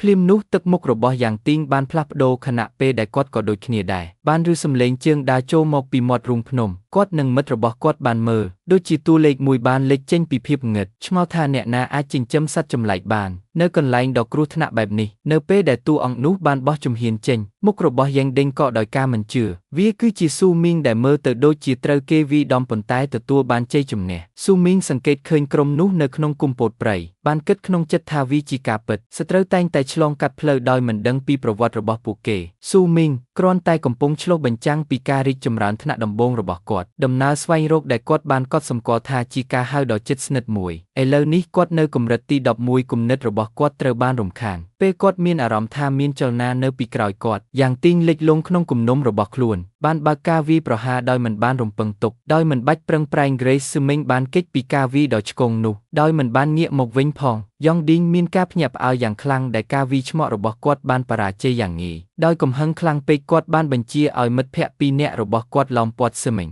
ហើយរារាំងការរត់គេចខ្លួនរបស់គាត់ដោយមានមិត្តភ័ក្តិរបស់គាត់នៅពីក្រោយខ្នងគាត់យ៉ាងទីងប្រឈមមុខនឹងស៊ូមីងដោយប្រាប់គាត់ថាគាត់បានបណ្ដាលឲ្យគាត់ខាតបង់យ៉ាងធំនៅថ្ងៃនោះហើយសំណាងអាក្រក់របស់គាត់បាននាំគាត់ទៅគុកកង្វឹតនេះជួបប្រទះស៊ូមីនសម្លឹងមើលពួកគេទាំង3ដោយភាពធុញទ្រាន់ទឹកមុខប្រងើយកណ្ដាលយ៉ាងដេញបានចំអកដាក់គាត់សួរថាតើគាត់ខ្លាចឥឡូវនេះទេស៊ូមីនគ្រាន់តែញកក្បាលហើយសួរដោយស្មោះត្រង់ថាគាត់ជានរណាយ៉ាងឌីងស្ទើរតែនិយាយមិនចេញខ្មាស់អៀនណាស់ដែលខឹមីងមិនចាំគាត់ផងគាត់បានហោះចូលទៅក្នុងកំហឹងដោយកំហឹងស៊ូមីងអាចភ្លេចថាឈ្នះកាក់ Advent ចំនួន5,000 ពីគាត់ស្រែកដោយខកចិត្តយ៉ាងទីងបានបញ្ជាឲ្យមិត្តភ័ក្តិរបស់គាត់វាយប្រហារហើយពួកគេទាំង3នាក់បានស្ទុះទៅមុខស៊ូមីនៅតែស្ងប់ស្ងាត់បានកត់សម្គាល់ថាមិនចាំបាច់ប្រើកម្លាំងទេគ្រាន់តែដោយសារតែគាត់មិនចាំពួកគេបន្ទាប់មកស្នាមញឹមដ៏ជឿជាក់មួយបានរាលដាលពីពេញមុខរបស់គាត់ពេលគាត់លើកដាវឡើងគាត់សម្រេចចិត្តនេះជារឿងដ៏ល្អឥតខ្ចោះឱកាសដើម្បីសាកល្បងជំនាញថ្មីរបស់គាត់ដោយញឹមបន្តិចស៊ូមីបានហាយដាវរបស់គាត់តែចាប់ផ្ដើមភ្លឺដោយថាមពលពណ៌ក្រហមវិល បន្ទាប់មកគាត់បានបញ្ចេញជំនាញថ្មីរបស់គាត់គ្រប់គ្រងដាវដែលបាញ់ទៅមុខហោះហើរដោយខ្លួនឯងនៅលើអាកាសដូចដែលវាបក់ដោយល្បឿនមិនគួរឲ្យជឿមុនពេលដែលយុវជនឌីងនិងមិត្តភ័ក្តិរបស់គាត់អាចមានប្រតិកម្មដាវដែលគ្រប់គ្រងដោយតេលេគីណេទិកកាត់តាមពួកវាក្នុងពន្លឺក្រហមដ៏សន្ធោសន្ធៅជនអន្តពាលទាំង3នាក់ត្រូវបានបញ្ជូនឲ្យហោះហើរយំសោកសៅពេលពួកគេដួលចាញ់ភ្លាមដល់ដីស៊ូមីងញឹមពេញចិត្តនឹងការបង្ហាញអំណាចថ្មីរបស់គាត់យ៉ាងឌីងរងរបួសនៅលើដីសម្លឹងមើលដោយមិនជឿទាំងស្រុងគាត់បានទទួលស្គាល់បច្ចេកទេសថាជាការគ្រប់គ្រងដាវ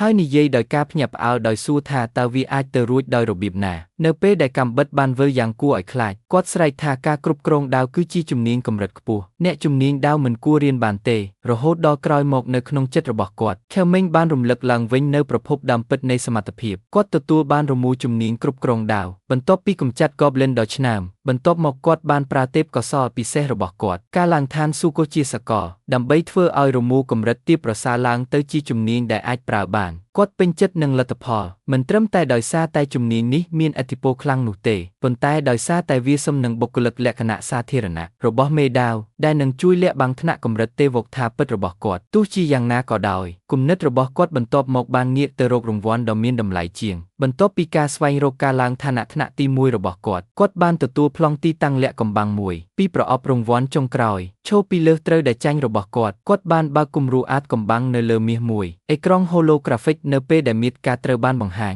ទឹកមុខជឿជាក់របស់ស៊ូមីងបានបាត់ទៅជំនួសដោយការភ្ញាក់ផ្អើលដាច់ខាតមួយខ្លឹមសារនៃប្លង់មេដែលលាក់ទុកនៅស៊ូមីងនិយាយមិនចេញកូអរដនេសម្រាប់កំណប់ទ្រព្យដែលលាក់ទុកគឺស្ថិតនៅក្នុងរូងភ្នំថ្មក្រហមផ្នែកទី2គាត់ខឹងភ្លាមឆ្ងល់ថាហេតុអ្វីបានជាគាត់ត្រូវត្រឡប់ទៅរូងភ្នំដែលនោះវិញការភ័ន្តច្រឡំរបស់គាត់កាន់តែជ្រៅទៅនៅពេលដែលគាត់បានអានចំណងជើងរោងចម្លែកនោះនៅលើផែនទី Goblin ពាណិជ្ជកម្មនិងជីវិតដែលមិនសមហេតុផលសម្រាប់គាត់ទន្ទឹមនឹងនេះដែរនៅម៉ោង 11:00 ព្រឹកនៅក្នុងតំបន់មួយផ្សេងទៀតនៃព្រៃឈុតឆាកខុសគ្នាមួយបានលាតត្រដាងក្រុមក្មេងស្រី3នាក់កំពុងអបអរសាទរជ័យជំនះរបស់ពួកគេបន្ទាប់ពីការប្រយុទ្ធគ្នាយ៉ាងស្វិតស្វាញជាមួយសត្វចម្លែកដ៏ធំមួយក្មេងស្រីម្នាក់ឥឡូវនេះមានកម្រិត7ដកដង្ហើមធំដោយធូរស្រាលដែលនាងទទួលស្គាល់ពួកគេជំពាក់ភាពជោគជ័យរបស់ពួកគេចំពោះមិត្តរួមក្រុមផ្កាយ7របស់ពួកគេក្មេងស្រីម្នាក់ដែលមានសក់ពណ៌បៃតងខ្ចីឈ្មោះ Fan Faisley ដែលបានដឹកពួកគេឆ្លងកាត់ការប្រយុទ្ធជាមួយនឹងសមរភូមិដែលបានបញ្ចប់មិត្តរួមក្រុមម្នាក់រត់ចេញទៅចែករង្វាន់ដោយក្តីរំភើប Fan Faisley បែរទៅរកមិត្តរួមក្រុមដែលនៅសល់របស់នាងហើយសួរថាតើនាងសុខសប្បាយជាទេប៉ុន្តែក្មេងស្រីនោះបានធានានាងថានាងមិនអីទេទោះជាយ៉ាងណាក៏ដោយមួយសន្ទុះក្រោយមកទឹកមុខរបស់ Fan Faisley ប្រែជាភ្ញាក់ផ្អើលនាងបានមើលជុំវិញមានការងឿងឆ្ងល់ហើយសួរថាមិត្តរួមក្រុមម្នាក់ទៀតនៅណាអ្នកដែលទើបតែទៅយករបស់របរបានបាត់ខ្លួនភ្លាមភាពភ័យស្លន់ស្លោបានចាប់ផ្ដើមកើតឡើងនៅពេលដែល Van Faisley បានស្កេងឈូសឆាយដីរាងកាយរបស់សត្វចម្លែកកំពុងរលាយ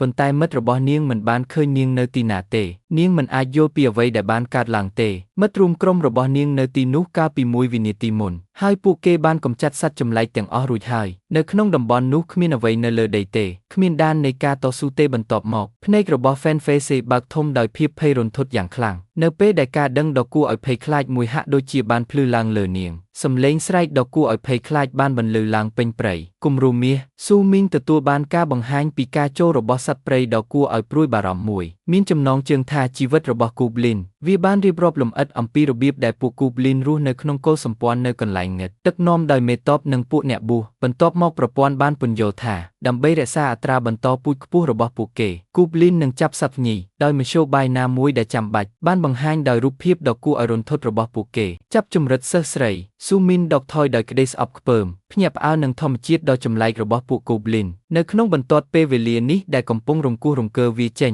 គាត់បានធ្វើតាមគោលអរដនេនៃប្លង់មេការជូនដំណឹងមួយត្រូវបានបញ្ជាក់ភ្លាមគាត់បានមកដល់ទីតាំងហើយទោះយ៉ាងណាក៏ដោយគាត់បានរកឃើញខ្លួនឯងនៅក្នុងទីធ្លាដ៏ក្រាស់មួយព្រៃស្ងាត់គាត់មើលជុំវិញដោយងឿងឆ្ងល់គំរូគឺសម្រាប់រូងភ្នំថ្មក្រហមភាគទី2ប៉ុន្តែគ្មានរូងភ្នំណាមួយអាចមើលឃើញទេធ្វើឲ្យគាត់ឆ្ងល់ថាតើគោអរដនេខុសឬអត់គាត់ឈរស្ងៀមព្យាយាមដោះស្រាយល្បែងផ្គុំរូបអាប់ក្រាស់មួយបន្ទាប់មកបានរំកិលចូល បិទបាំងការមើលឃើញរបស់គាត់ដោយដឹងថាមានអ្វីមួយខុសប្រក្រតីស៊ូមីងបានធ្វើឲ្យជំនាញភ្នែកដ៏មានអត្ថន័យរបស់គាត់សកម្មចក្ខុវិស័យរបស់គាត់បានមុតស្រួចចាក់ទម្លុះការបំភាន់គាត់បានឃើញដ៏ធំមួយសត្វចម្លែកដូចកណ្ដុរដែលធ្លាប់លាក់ខ្លួនពីមុនសត្វនោះមានការភ្ញាក់ផ្អើលដោយដឹងថាវាត្រូវបានគេរកឃើញបែបនេះស៊ូមីងក៏យល់ល្បិចនោះហើយស្នាមញញឹមដ៏ជឿជាក់បានលេចឡើងនៅលើមុខរបស់គាត់បានយល់ពីឈ្មោះរូងភ្នំថ្មក្រហមភាគទី2គឺជាការយល់ច្រឡំដើម្បីធ្វើឲ្យអ្នកប្រកួតប្រជែងស្វែងរករូងភ្នំរូបវន្តច្រកចូលពិតប្រាកដមិនមែនជារូងភ្នំទាល់តែសោះប៉ុន្តែជាការបំភាន់ដែលលាក់បាំងយ៉ាងប៉ិនប្រសប់ត្រូវបានការពារដោយសត្វចម្លែកដោយបានលាតត្រដាងការបំភាន់ស៊ូមីងបានដឹងថាច្រកចូលពិតប្រាកដគឺជារូងភ្នំក្រំដីមួយហើយលោតចុះទៅក្នុងចន្លោះដែលលាក់ទុកពេលគាត់ចុះមកគាត់ឃើញភ្លើងឆេះនៅខាងក្រោមហើយយល់ពីពួកកូប្លីនបានប្រើផ្សែងយ៉ាងប៉ិនប្រសប់ដើម្បីលាក់ច្រកចូលគាត់បានចុះចតដោយសុវត្ថិភាពនៅក្នុងរូងភ្នំធំមួយទឹកមុខរបស់គាត់កាន់តែធ្ងន់ធ្ងរឡើងគាត់បានប្រទះឃើញសត្វគោភ្លេងដែលនៅម្នាក់ឯងហើយបានសម្រេចចិត្តប្រឆាំងនឹងការវាយប្រហារគាត់ចាំថាការសម្លាប់សំបីតែគោភ្លេងមួយនឹងបង្កឲ្យមានរបៀប Goblin ហើយជូនដំណឹងដល់សម្បុកគាត់បានរំលឹកខ្លួនឯងថាគាត់នៅទីនោះសម្រាប់តែកំណប់ទ្រព្យឲ្យប៉ុណ្ណោះហើយត្រូវតែប្រុងប្រយ័ត្នទោះជាយ៉ាងណាក៏ដោយនៅពេលដែលគាត់ផ្លាស់ទីកាន់តែជ្រៅគាត់បានរកឃើញសាកសពគ្មានជីវិតរបស់ Fenways ស៊ូមីងបានដឹងថានាងប្រហែលជាត្រូវបានគេវាយឆ្មក់បន្ទាប់ពីធ្លាក់ចូលទៅក្នុងអន្ទាក់ផ្សែងគាត់ញឹមដោយគិតដោយស្អប់ខ្ពើមសត្វទាំងនោះគឺអាក្រក់ដូចដែលសត្វរបស់ពួកវាបានណែនាំបន្ទាប់មកគាត់បានឮសំឡេងស្រែកយំអស់សង្ឃឹមពីក្នុងបន្ថែមទៀតគាត់បានឃើញសិស្សស្រីម្នាក់ទៀតស្លៀកខ្លីសក់ពណ៌ស្វាយត្រូវបានហ៊ុមព័ទ្ធដោយ Goblin ជាច្រើននាងនៅរស់រានមានជីវិតហើយគំនិតជាក់ស្ដែងមួយបានឆ្លងកាត់គំនិតរបស់ស៊ូមីងគាត់បានគិតពីការប្រើនាងជាការរំខានដើម្បីធ្វើឲ្យការប្រមាញ់កំណប់របស់គាត់កាន់តែងាយស្រួលគាត់បានសម្រេចចិត្តថាគាត់នឹងត្រូវទុកនាងឲ្យស្លាប់ប្រាប់ខ្លួនឯងវាជាកំហុសរបស់នាងផ្ទាល់ដែលមិនរឹងមាំគ្រប់គ្រាន់ដូចដែលគាត់បានសម្រេចចិត្តបោះបង់ចោលនាងក្មេងស្រីនោះបានធ្វើការអង្វរចុងក្រោយដោយអស់សង្ឃឹមសូមឲ្យនរណាម្នាក់ជួយសង្គ្រោះនាងនិងផ្ដល់រង្វាន់ដ៏ធំធេងបន្ទាប់មកនាងបានស្រែកថាបងស្រីរបស់នាងគឺជាអនុប្រធានក្រុមហ៊ុន Yangon Group ពេលឮពាក្យទាំងនេះភ្នែករបស់ស៊ូមីងបើកធំដោយភ្ញាក់ផ្អើលនៅពេលដែលគាត់ដឹងថានាងជានរណានៅពេលនោះ Goblin បានលោតឡើងត្រៀមខ្លួនវាយប្រហារក្មេងស្រីដែលភ័យខ្លាចដូចគ្នានឹងពេលដែលពួក Goblin បានលោតឡើងស៊ូមីងបានធ្វើអន្តរាគមន៍ហើយគាត់បានចាក់ដាវរបស់គាត់ចេញដែលហោះកាត់តាមអាកាសជាស្នាមកាត់ពណ៌ក្រហមមុនពេលកប់ខ្លួនឯងនៅក្នុងដីបញ្ជូនសត្វចម្លែកហោះត្រឡប់មកវិញបន្ទាប់មកគាត់បានលោតពីលើសត្វដែលភ្ញាក់ផ្អើលញឹមដោយទំនុកចិត្តទៅកាន់ចំហៀងស្ដេចយ៉ាងយ៉នការបុកបញ្ចូលបានធ្វើឲ្យសកម្មសមត្ថភាពគ្រប់គ្រងដាវរបស់គាត់នឹកឃើញដាវរបស់គាត់តែភ្លឺដោយថាមពលពណ៌ក្រហមខ្លាំងពេលគាត់រៀបចំដាវរបស់គាត់ដើម្បីកាត់គាត់បានបើកការវាយប្រហារដ៏ធំមួយការផ្ទុះពន្លឺដែលមិនបណ្ដាលឲ្យស្លាប់ដែលបានលេបត្របាក់តំបន់នោះផែនការរបស់គាត់គឺផ្អែកលើអ្វីដែលគាត់បានអានពីមុន Goblin មានចំណុចខ្សោយយ៉ាងខ្លាំងចំពោះពន្លឺខ្លាំងដោយដឹងរឿងនេះស៊ូមីងបានចាប់ចាងយុនស៊ីងដែលភ្ញាក់ផ្អើលហើយទាញនាងឲ្យក្រោកឈរឡើងកំពុងប្រាប់នាងឲ្យរត់គាត់ដឹងរឿងនោះដរាបណាគាត់មិនសម្លាប់ពួក Goblin ណាមួយពន្លឺភ្លើងនឹងបំភ័យពួកគេដោយមិនចាំបាច់បង្កឲ្យ Goblin Mode នឹងជូនដំណឹងដល់សម្បុកពួកគេបានរត់រហូតដល់ពួកគេទៅដល់ចម្ងាយសុវត្ថិភាពស៊ូមីនងាកមើលទៅក្រោយហើយបញ្ជាក់ថាទ្រឹស្ដីរបស់គាត់ត្រឹមត្រូវពួក Goblin ដែលវង្វេងផ្លូវមិនបានដេញតាមពួកគេទេចាងយុនលីងហត់នឿយប៉ុន្តែមានសុវត្ថិភាពឡើងក្រហមពេលនាងអរគុណគាត់ដែលបានជួយសង្គ្រោះនាងហើយបានណែនាំខ្លួននាងថាស៊ុយមីងបន្ទាប់មកនឹកឃើញរូបថតដែលប្អូនស្រីរបស់គាត់បានបង្ហាញគាត់បញ្ជាក់ថានេះគឺជាប្អូនស្រីរបស់យ៉ែងឡានទោះជាយ៉ាងណាក៏ដោយស៊ូមីងមិនបានបង្ហាញចំណាប់អារម្មណ៍ទេគាត់បានបដិសេធការអរគុណរបស់នាងដោយត្រជាក់ដោយនិយាយថាគាត់គ្រាន់តែដើរកាត់ហើយចាប់ផ្ដើមដើរចេញជុងយុនឃីងបានហើយយ៉ាងលឿនកំពុងព្យាយាមផ្ដល់រង្វាន់ហើយនិយាយម្ដងទៀតអំពីប្អូនស្រីដ៏មានឥទ្ធិពលរបស់នាងស៊ូមីនកាត់ផ្ដាច់ការផ្ដល់ជូនរបស់ជុងយុនឃីងដោយត្រជាក់ចិត្តកំពុងប្រាប់នាង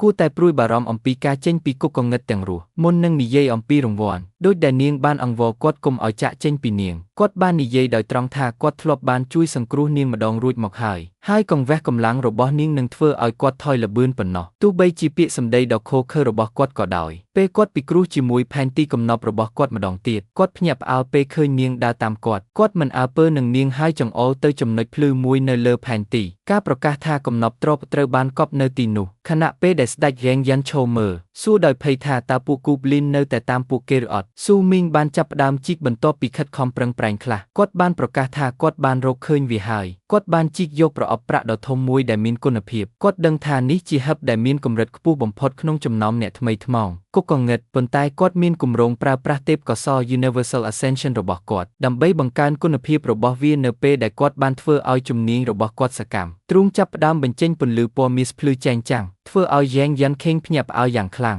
ស៊ូមីងលើករង្វាន់ដែលបានប្រែក្លាយការពន្យល់ថាវាឥឡូវនេះជាថ្នាក់ទាបប្រអប់របស់ដែលមានគុណភាពមាសគាត់ដឹងថាប្រអប់ទាំងនេះដូចជាឆ្នោតជាមួយនឹងឱកាសខ្ពស់ក្នុងការផ្ដល់របស់របរដ៏មានឥទ្ធិពលជំនាញរូបករណ៍ជាមួយនឹងស្នាមញញឹមដែលមានទំនុកចិត្តគាត់បានបើកទ្រូងឆ្ងល់ថាតើមានកំណប់ទ្រព្យអ្វីខ្លះកំពុងរង់ចាំគាត់ចាងយុនឃីងសម្លឹងមើលដោយក្តីងឿងឆ្ងល់ដូចជាពន្លឺភ្លឺមួយបានផ្ទុះឡើងពីខាងក្នុងវត្ថុពីរបានលេចចេញជារូបរាងគ្រឿងសឹកស្មាពណ៌មាសដ៏ប្រណិតមួយដុំនិងក្រវិលមាសមួយការជូនដំណឹងមួយបានកំណត់អត្តសញ្ញាណការឈ្នះរបស់គាត់បំណែកមួយនៃសំណុំ stream ស្រមោលនិងរមូរជំនាញ Soul Healer ស៊ូមីងបានមើលរង្វាន់របស់គាត់ពីក្នុងប្រអប់មាសការរំភើបដំបូងរបស់គាត់បានរសាត់ទៅជាការខកចិត្តយ៉ាងឆាប់រហ័សខណៈពេលដែលឈុតពីដៃគឺជាការរកឃើញដ៏ល្អគាត់បានត្អូញត្អែថាថ្នាក់ផ្លាទីនរមូរជំនាញ Soul Healer គ្មានប្រយោជន៍ទេព្រោះវាមិនស៊ីគ្នានឹងវិជ្ជាជីវៈរបស់គាត់តតែសោះឃើញការខកចិត្តរបស់គាត់ជុងយុនឈៀងបានស្នើឡើងដោយភ័យប្រហែលជារមូរនោះបានលេចចេញមកព្រោះនាងនៅក្បែរស៊ូមីងសម្លឹងមើលនាងដោយងឿងឆ្ងល់នាងឡើងក្រហមហើយបានបង្ហាញថាវិជ្ជាជីវៈដែលភ្ញាក់ដឹងខ្លួនរបស់នាងគឺជាផ្កាយ7អ្នកព្យាបាលប្រលឹងវិវរណៈនេះបានធ្វើឲ្យស៊ូមីងមិនអាចនិយាយអ្វីបានតតែសោះភ្លាមបន្ទាប់ពីការជូនដំណឹងរបស់ប្រព័ន្ធបានប្រកាសថាយ៉េងយ៉ាន់ខេងបានចូលរួមជាមួយក្រុមរបស់គាត់ហើយឥឡូវនេះគាត់គឺជាអ្នកដឹកនាំក្រុមទន្ទឹមនឹងនេះនៅក្នុងផ្នែកមួយទៀតនៃគុកកងឹតឈុតឆាកដ៏ខ្មៅងឹតមួយកំពុងលាតត្រដាងសិស្សម្នាក់ត្រូវបានអ្នកលេងម្នាក់ទៀតសម្លាប់យ៉ាងឃោរឃៅបន្ទះប្រព័ន្ធមួយបានបង្ហាញពីគោលបំណងរបស់ឃាតករភារកិច្ចផ្លាស់ប្ដូរថ្នាក់បឋមដែលតម្រូវឲ្យគាត់សម្លាប់អ្នកលេងចំនួន50នាក់ផ្សេងទៀតជាមួយនឹងចំនួនបច្ចុប្បន្នរបស់គាត់នៅ33បន្ទាប់ពីបានធ្លាក់ចូលទៅក្នុងជនរងគ្រោះរបស់គាត់ឃាតករនិស្សិតម្នាក់មកពីសាលា Vision ញឹមយ៉ាងសោកសៅហើយស្រែកហៅគោលដៅបន្ទាប់របស់គាត់គោលដៅនោះគឺ Yeo ឃាតករបានប្រកាសថាអ្នកទុនខ្សោយមានផ្លូវតែមួយប៉ុណ្ណោះស្លាប់ហើយបានប្រកាសថាដល់វេននាងហើយខឹងសម្បានឹងប្រឡាក់ដោយឈាមគីយ៉ាវបានបដិសេធមិនធ្វើជាជនរងគ្រោះនាងបានកោះហៅអ្នកចម្បាំងគ្រងឆ្អឹងម្នាក់ដើម្បីការពារខ្លួនហើយប្រយុទ្ធប្រឆាំងនឹងភាពវឹកវរនៃគុកកងឹតបានរីករាលដាលម៉ោង 12:30 នាទីសៀលការផ្ទុះដ៏ធំមួយបានផ្ទុះឡើងពីដីបង្ខំឲ្យហ្គៀវដែលភ័យខ្លាចរត់គេចខ្លួនដើម្បីជីវិតរបស់នាងដោយបានរត់គេចខ្លួននាងត្រូវបានគេឃើញកំពុងឡើងលើច្រាំងថ្មចោតដោយអស់សង្ឃឹមនាងបានរកឃើញផ្នត់តូចមួយហើយលាក់ខ្លួនដោយប្រុងប្រយ័ត្នដោយសម្លឹងមើលទៅខាងក្រៅព្យាយាមរស់រានមានជីវិតពីការកាត់ក្តីដ៏ឃោរឃៅនៅពេលដែលហ្គៀវបានលាក់ខ្លួននៅលើច្រាំងថ្មចោតនិស្សិតឃាតករមកពីសាលា Vision បានរុករកតំបន់ខាងក្រោមការប៉ុនប៉ងលួចលាក់របស់នាងបានបរាជ័យនៅពេលដែលជើងរបស់នាងរអិលការរុះរើថ្មរលុងមួយចំនួនក្បាលឃាតករបានបាក់ភ្នែកមុតស្រួចរបស់គាត់ឃើញកន្លែងលាក់ខ្លួនរបស់នាងភ្លាមដោយល្បឿនមិនគួរឲ្យជឿគាត់បានលោតឡើងលើច្រាំងថ្មចោតចុះចតចំពីមុខហ្គៀវដែលភ្ញាក់ផ្អើលគាត់បានវាយប្រហារភ្លាមក្រវីដាវធំរបស់គាត់ហើយចំអកឲ្យនាងជីយ៉ាវស្ទើរតែមិនអាចគេចផុតពីការវាយប្រហារដ៏ខ្លាំងក្លានោះបានឡើយប៉ុន្តែការវាយប្រហារនៅតែវាយប្រហារនាងទុកឲ្យនាងរងរបួសឃាតករបានចុះចតយ៉ាងស្រស់ស្អាតនៅលើគែមតូចចង្អៀតបង្ហាញការភ្ញាក់ផ្អើលថាកូនមាន់ញីមួយក្បាលដូចជានាងបានទប់ទល់នឹងការបរបាញ់របស់គាត់អស់រយៈពេលយូរមកហើយគាត់បន្តចំអកនាងដោយនិយាយថានាងបានខ្ជះខ្ជាយពេលវេលារបស់គាត់ប៉ុន្តែទទួលស្គាល់ថានាងមានជំនាញខ្លះទទួលស្គាល់ថាប្រហែលជាសាលាឈួងយេងរបស់នាងមិនមែនបង្កើតឡើងពីសម្រាមទាំងស្រុងនោះទេជាយ៉ាដែលខឹងសម្បានឹងរងរបួសបានទាមទារឲ្យដឹងពីមូលហេតុដែលគាត់និស្សិតម្នាក់មកពីសាលា Vision ដែលនៅជិតខាងបានមកដល់គុកកងឹតរបស់ពួកគេគ្រាន់តែសម្លាប់មនុស្សស្លូតត្រង់ជាមួយនឹងស្នាមញឹមដ៏សោកសៅសិស្សបានពន្យល់ថាវាមិនមែនដោយសារហេតុផលពិសេសណាមួយទេគាត់បានបង្ហាញនាងពីចំណុចប្រទាក់ប្រព័ន្ធរបស់គាត់បង្ហាញពីដំណើរស្វែងរកការផ្លាស់ប្ដូរថ្នាក់កម្រិត10របស់គាត់តម្រូវឲ្យគាត់សម្លាប់អ្នកលេង50នាក់ផ្សេងទៀតជីយ៉ាវសម្លឹងមើលដោយភាពភ័យរន្ធត់ដោយមិនជឿឃាតករបានពន្យល់បន្ថែមថាគាត់មិនអាចបន្តការវាយលុកបែបនេះបានទេនៅក្នុងគុកកងឹតនៃទីក្រុងរបស់គាត់ដូច្នេះគាត់បានយកយន្តហោះឯកជនរបស់គាត់ទៅកាន់តំបន់របស់ពួកគេគាត់បានប្រាប់នាងយ៉ាងឃោរឃៅថាប្រសិនបើនាងចង់ឲ្យនរណាម្នាក់ស្ដីបន្ទោសនាងគួរតែបន្ទោសសាលារបស់នាង ដោយសារតែខ្សោយជាងគេក្នុងចំណោមទីក្រុងជាច្រើន